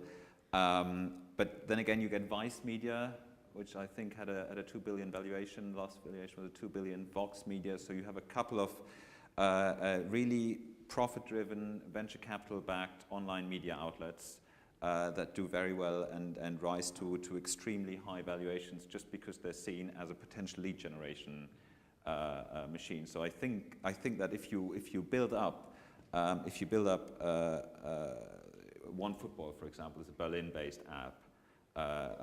Who get extreme investor attention just because they're seen as a very focused lead generation channel for football clothing, tickets, all these kind of things. So I think that if you, through high quality content, build up a massive reach that you can use for lead generation, at least venture capital funds at the moment see that there's potential for you to monetize on high quality media as well. So I mean, that's right. Although still the scale economies are really hard because you have to figure out, like, well, if you're niche, like, how many ads are you going to sell? So, like, a friend of mine started Mint.com, which was a website where you provided all your financial information, and they had a few million viewers. But they could not cover their costs based on advertising, even though it was targeted finance website, just because they weren't big enough. So I think that the themes here that you need to have a great audience or be differentiated, or you need to be really big somehow. Otherwise, the costs and you have to sell a lot of ads to cover your costs. Yeah, I agree. You need massive scale or ultra high specialization with a very high CLV of your.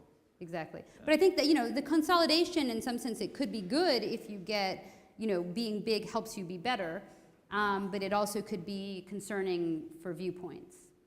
And I think that we're just going to be stuck with a lot of consolidation. Now, it's interesting, we were talking in my office as well, I'm on the board of Expedia now, the travel conglomerate, and they actually have a lot of different brands, and they've kept all their brands. So they buy companies that compete with each other and don't merge them. They actually operate them as distinct brands, which is kind of crazy from an IO perspective, because you think, well, what's the, IO economists think the only reason people merge is to decrease competition, and here's this company buying brands and making them compete with each other. But that's, again, that's possibly, we'll see that in news, that you might see consolidated ownership, but still diverse political viewpoints. But that remains to be seen. Somewhere in the back, I believe.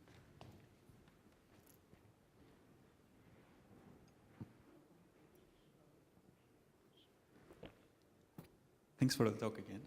And I would like to ask if you see a role for behavioral economics or behavioral decision making in general in this kind of research, and then how can one start to bring knowledge from more behavioral domains in the type of work that you're doing?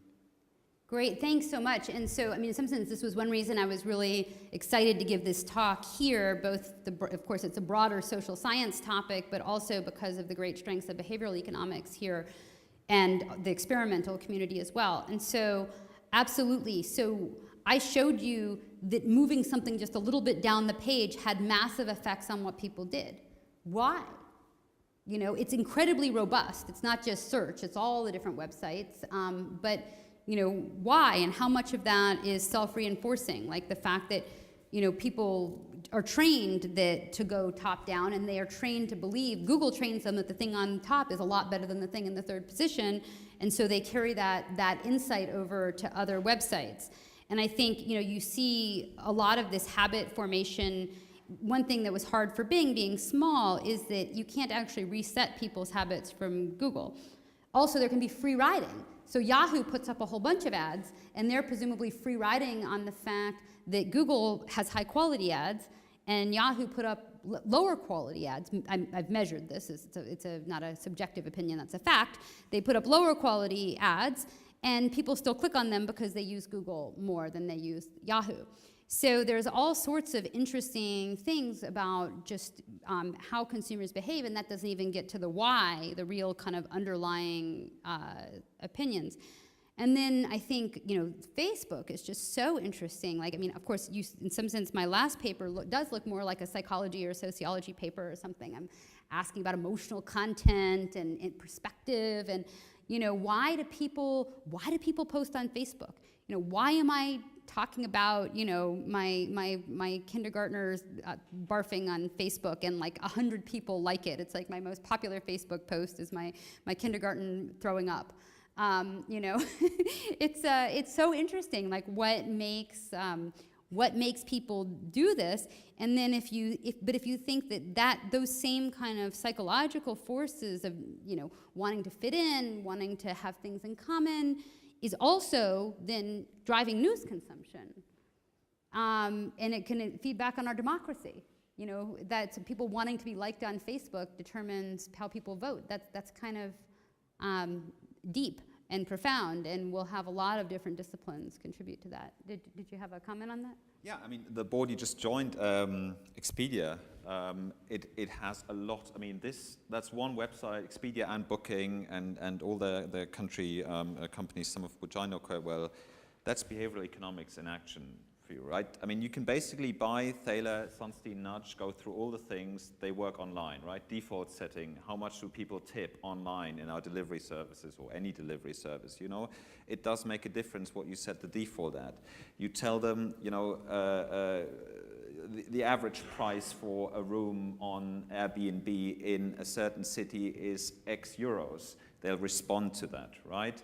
90% of people buy this or that, or you've got 18 people showed an interest in this or that. It all works. If you go through EasyJet, Ryanair, JetBlue, whatever, their conversion funnels, the drip pricing they use, all of that works. So basically, in all types of behavioral pricing, default setting, all this entire behavioral economics toolbox, all of that is used by companies online, by big websites such as Booking and Expedia, and it all functions as it does in the lab. Yeah, so one of the place where it really kicks in is privacy. So, and this is something I've done a lot of industry work on, only a little bit of publishing on. But for years, Microsoft was trying to differentiate itself by privacy, and they were really better than Google on privacy, and nobody cared. And then you thought, well, maybe once people learn about it, so once you have these, it comes out that the NSA and the CIA are all spying on you and maintaining these huge data warehouses, maybe then people will care. And they talked about it, but they did very little. So it's some of these interesting topics where people feel something, but they won't actually take action on it. Now, one of my former students, Catherine Tucker, did some work actually after the Edward Snowden revelations, and she did show that people changed what they searched for. So they stopped searching. They wouldn't type terrorist things into Google because they realized somebody was spying on them. But generally, in terms of not using Google, no, we're not going to go that far, guys. I like my Gmail. So people's behavior is almost like lexicographic. They choose the product first, and these other things come later, even though they say they're important.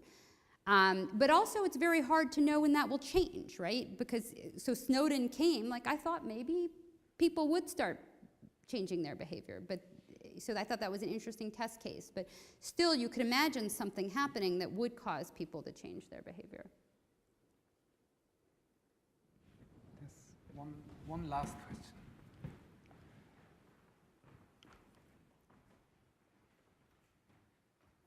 Hello, thank you again very much. So you've touched on this a couple times in terms of the fact that the result of your last paper might lead to a decrease in supply of neutral news, essentially. So if I'm a policymaker and I believe that there's some public good in having people consume in neutral news, what do? Do I increase funding for PBS? Do I regulate these social media sites? Well, so in the United States, I think increased public funding for PBS is, very, very, very, very, very unlikely to happen. So I guess you got to rely on the Brits to fund BBC. Yeah, I think, in the end, actually, news is a public good. And, Europe seems to get that. America doesn't. But in the end, it has some very unique properties. It's an information good that's hard to copy. That's easy to copy. And so, this has gone back over 100 years when they invented the telegraph. People, the West Coast newspapers would copy the East Coast news, and they would telegraph the stories over. And there was debate about that at the time, and ultimately freedom of speech won out. And they said, we just cannot stop the newspapers from copying. We just can't. And preserve freedom of speech and freedom of the press. So, this is something where you do research and development, and it used to be you have to pay a telegraph, and now you can just copy it, and millions of people can copy it. So, in some sense, it's kind of shocking that we get as much investment as we do when you think about how hard it is to appropriate the returns on your research and development. So, yeah, absolutely, you should expect a market failure. And we are not willing to patent news. So what do? Subsidize. And outside we will have subsidized, fully free drinks and pretzels. Susan, thank you so very much for the talk and the discussion now. And please do all join us if you have more questions. You can approach Susan. We will be here for at least half an hour. Have a drink. Thank you again.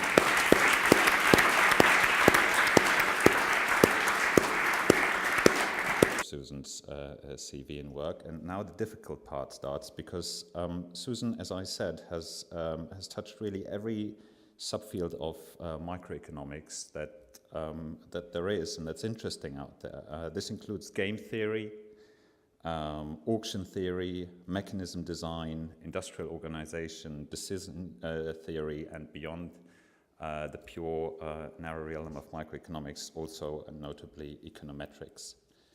And all of this work, as Stefan has said, has always been accompanied not only by publications in the very top journals of the field, but also gone hand in hand with public outreach and teaching, as well as communicating this work to the media, most notably in columns for Forbes magazine, as well as consulting roles in the industry. Now, I had the chance to talk to Susan for 30 minutes this afternoon, and learned a lot, but especially learned that we've had similar experiences when we talk about applying economics to technology, and in particular that there isn't really one big massive field to apply microeconomics to information technology, but that economics pops up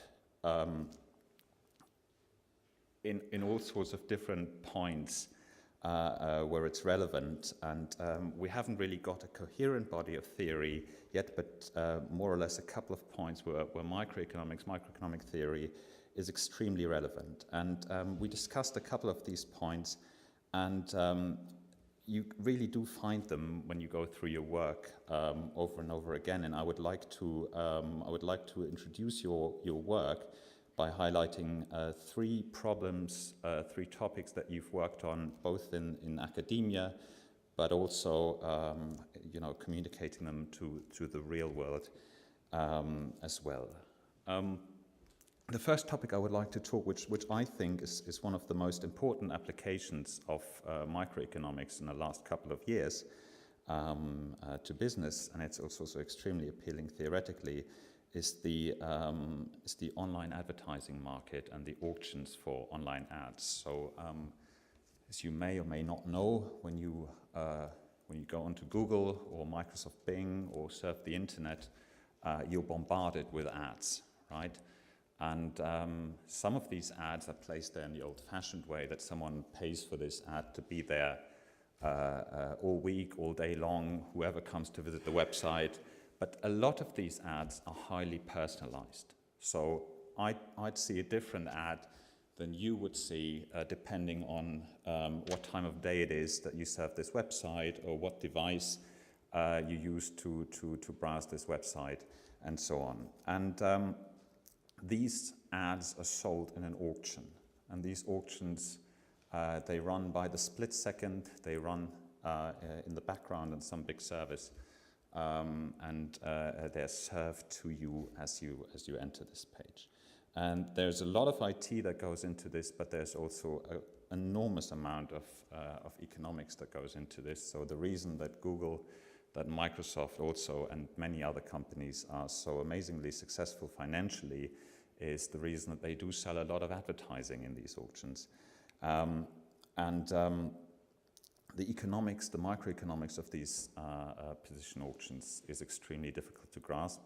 It changes continuously, and it changes in particular with the technology. So we need different type of auction formats when we use them on your laptop, whether it is on the mobile phone that you use them, or other technical devices, just to name a few changes that are necessary to the auctioning mechanism driven by technology. And Susan has worked on the problem of online advertising quite a lot, both academically, from the technology companies around you, probably onto economics, and that's the influence of machine learning in econometrics. So you've recently been very active in promoting both in academic research and in teaching to highlight methods that import techniques from machine learning into the social sciences, in particular into economics. And I think there's even a dedicated course to machine learning and causal inference, which is probably the first of its kind out there. I could go on and list different topics that you work on. You've worked on other things. What I find, I could probably list 3 or 4 other themes where you look at the economics that either influences technology or has been influenced by technology. You work on Bitcoin, for example, where you talk about the economics behind the mathematics-based currency that Bitcoin / blockchain technologies that are, might completely disrupt the banking sector in the years to come, and various other topics. So if I was to span an umbrella, over this body of work, then I would say that it's really about a transfer between what makes your work special, this line of work special, a transfer of economic theory and high tech and technology, and it's a transfer that really works both ways. So it's taking the machine learning and bringing it to social science, econometrics. It's taking the technology that changes and looking how it changes the market structure, but it also goes in the other way. It's taking what we know about auction theory and bringing it to new markets to sell advertising. So it's a two-way autobahn between, on the highest level, between practitioners' work and, as Stefan has said, economic theory. So I hope this continues. I'll be following your website even closer than I have been in the past, to see what's next, what the next hot things are to work on, how our knowledge of economics, economic theory, econometrics can influence these mass products that are used by billions of people, and how our new technologies give us a new piece of economics or economic analysis. And I'd be extremely keen to listen to your talk about the changes of media consumption. Thanks very much.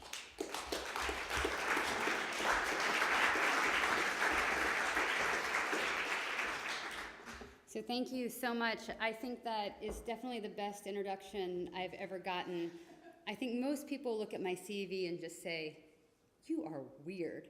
So, so you actually, I think, see a little bit of the coherence in it. So thank you very much. And thanks so much for inviting me here. I've had a wonderful day today, getting to talk about all sorts of different parts of economics that people are working on here. It was really an exciting day. And so actually you got a little bit of background about maybe that will help you understand how I came to this topic of the internet and the news media.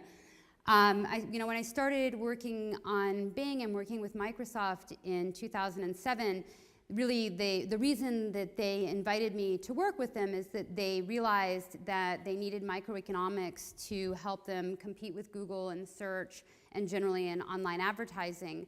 And that was really the first thing I worked on there based on my previous research in designing markets. But I very quickly got immersed in the whole world of search and big data, and it was really this environment, first of all, that was full of computer scientists and engineers and one economist, and they didn't care how many fancy prizes I had or what university I was from. I needed to make my arguments on first principles. I needed to sort of show why economics and social science methods matter. And so that really led me into this current research agenda of combining machine learning and econometrics and causal inference, because I saw that billions of dollars were at play at Facebook and at Google and at Microsoft, and it was all being run by people who couldn't even define causality or causal inference. And they were making a lot of bad decisions as a result, and still are. There's been really that first came about in terms of observations and then into the science. And so I'm going to show you very briefly one of the things I've worked on there today that I know there's a lot of experimentalists here. And so it was a method designed for large-scale A/B testing, but also is applicable for small-scale tests. And then the second thing was that really trying to see, when you work on a search engine, you really realize how much internet websites and mobile applications are sort of puppeteers.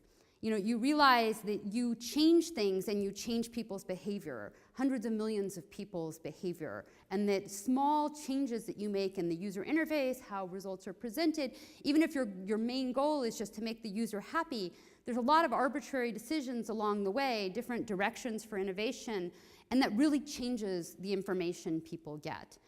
And so that really got me thinking about information and the role of intermediaries in how you get information. And if you think back to the 1990s, the Microsoft antitrust case around Internet Explorer, it was important, and it was certainly, Microsoft used its market power to promote Internet Explorer.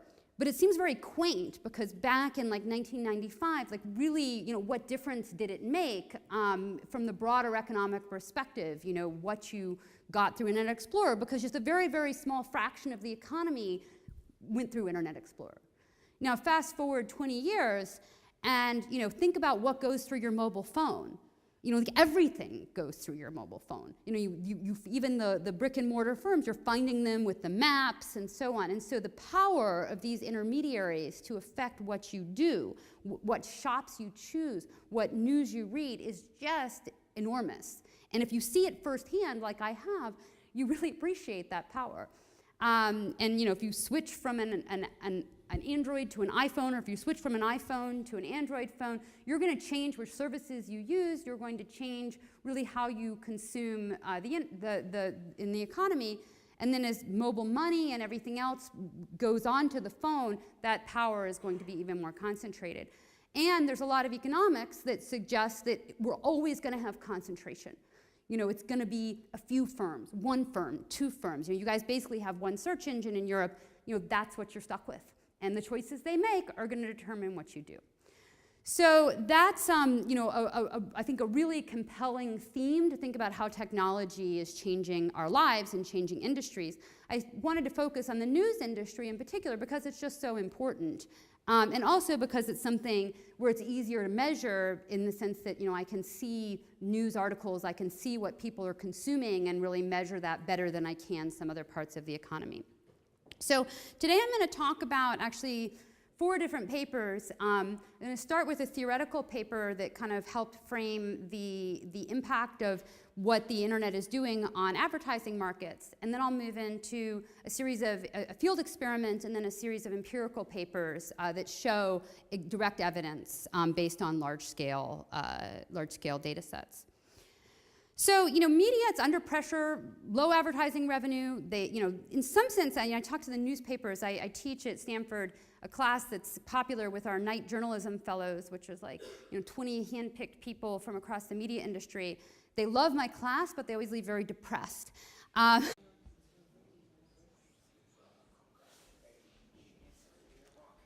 Okay, good evening. Welcome to the WZB. Welcome to this WZB Distinguished Lecture in the Social Sciences to be delivered by Susan Athey.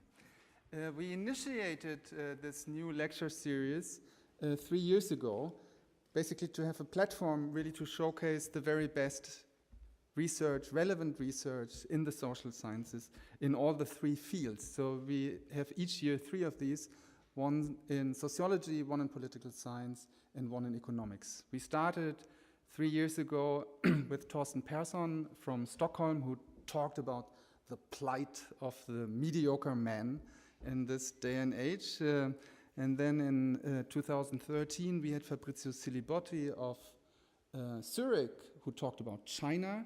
And last year, we had El Roth, who talked about repugnant transaction, El Roth from Stanford. Now, today, I'm very happy to welcome Susan Athey, who is also from Stanford. I promise in 2017, you know, we find another university to find a speaker from.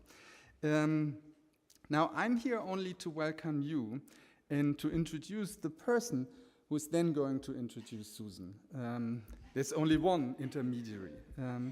Okay. Now, one word I have to say about Susan to explain to you the choice of, you know, the intermediary. Susan belongs to a very rare breed of economists. She's an excellent first-class, world-class theorist. But unusually, she also does very serious empirical work, unusually for theorists who work in this level of theory. Now, even more unusually, Susan also talks to people in the real world, and in particular in the tech industry. So, for example, she has been serving as chief economist to Microsoft for a number of years.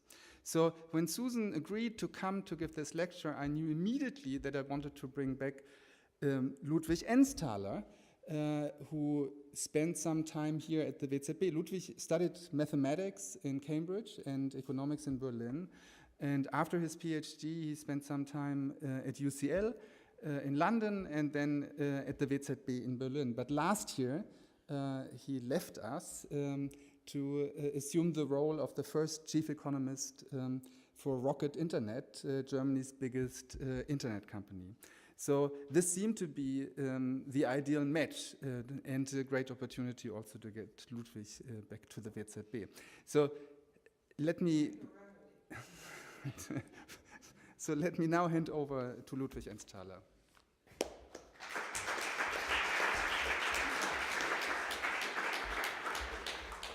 Well, thanks so much for this. It's been a great pleasure to spend the last couple of days, the free time I had to go over Susan's work.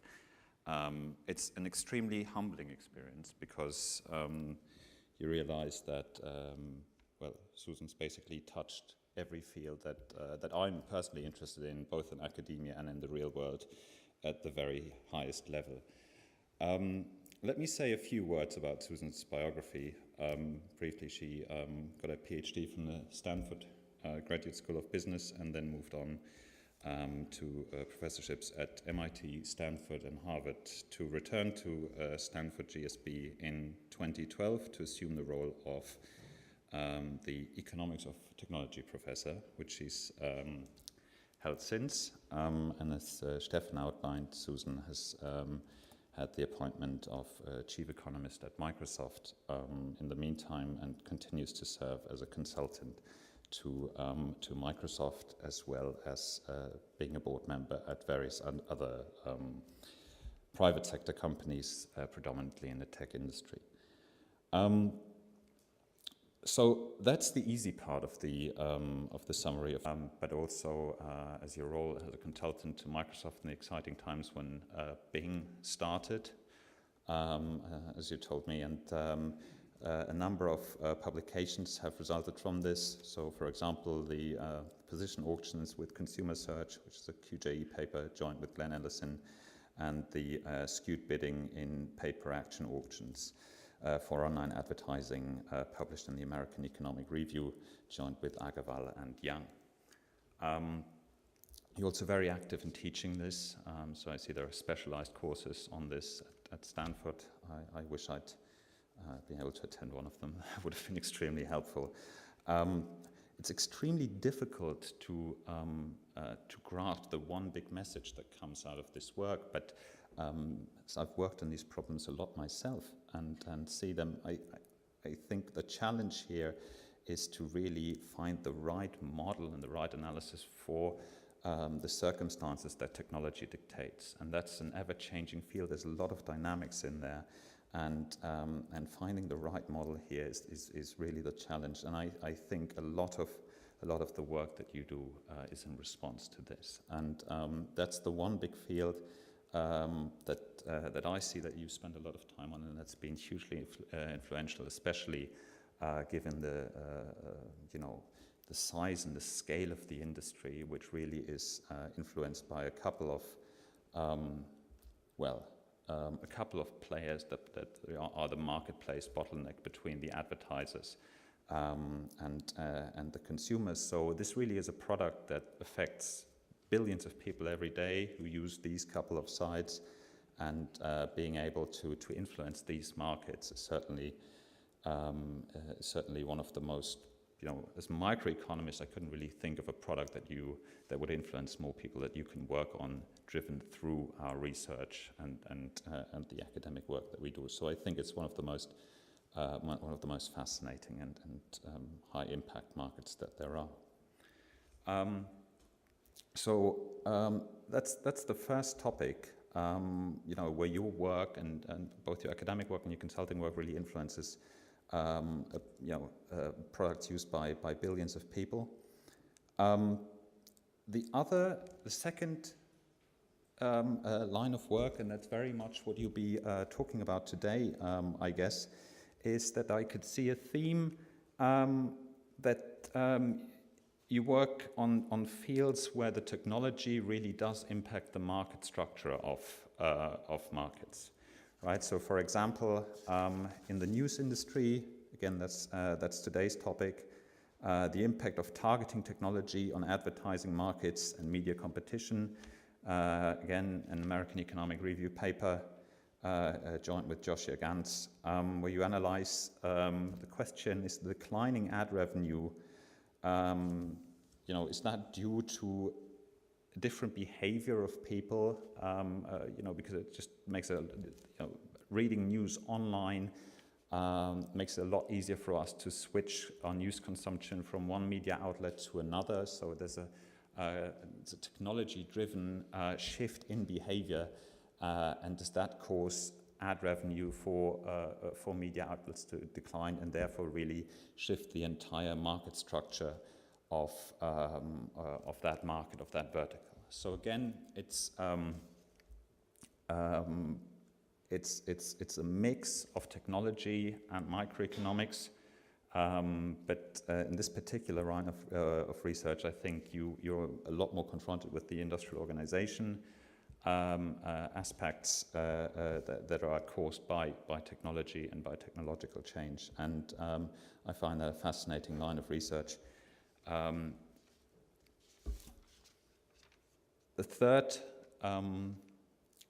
third category that I'd like to highlight that you've worked on and actively work on is again a topic of influx from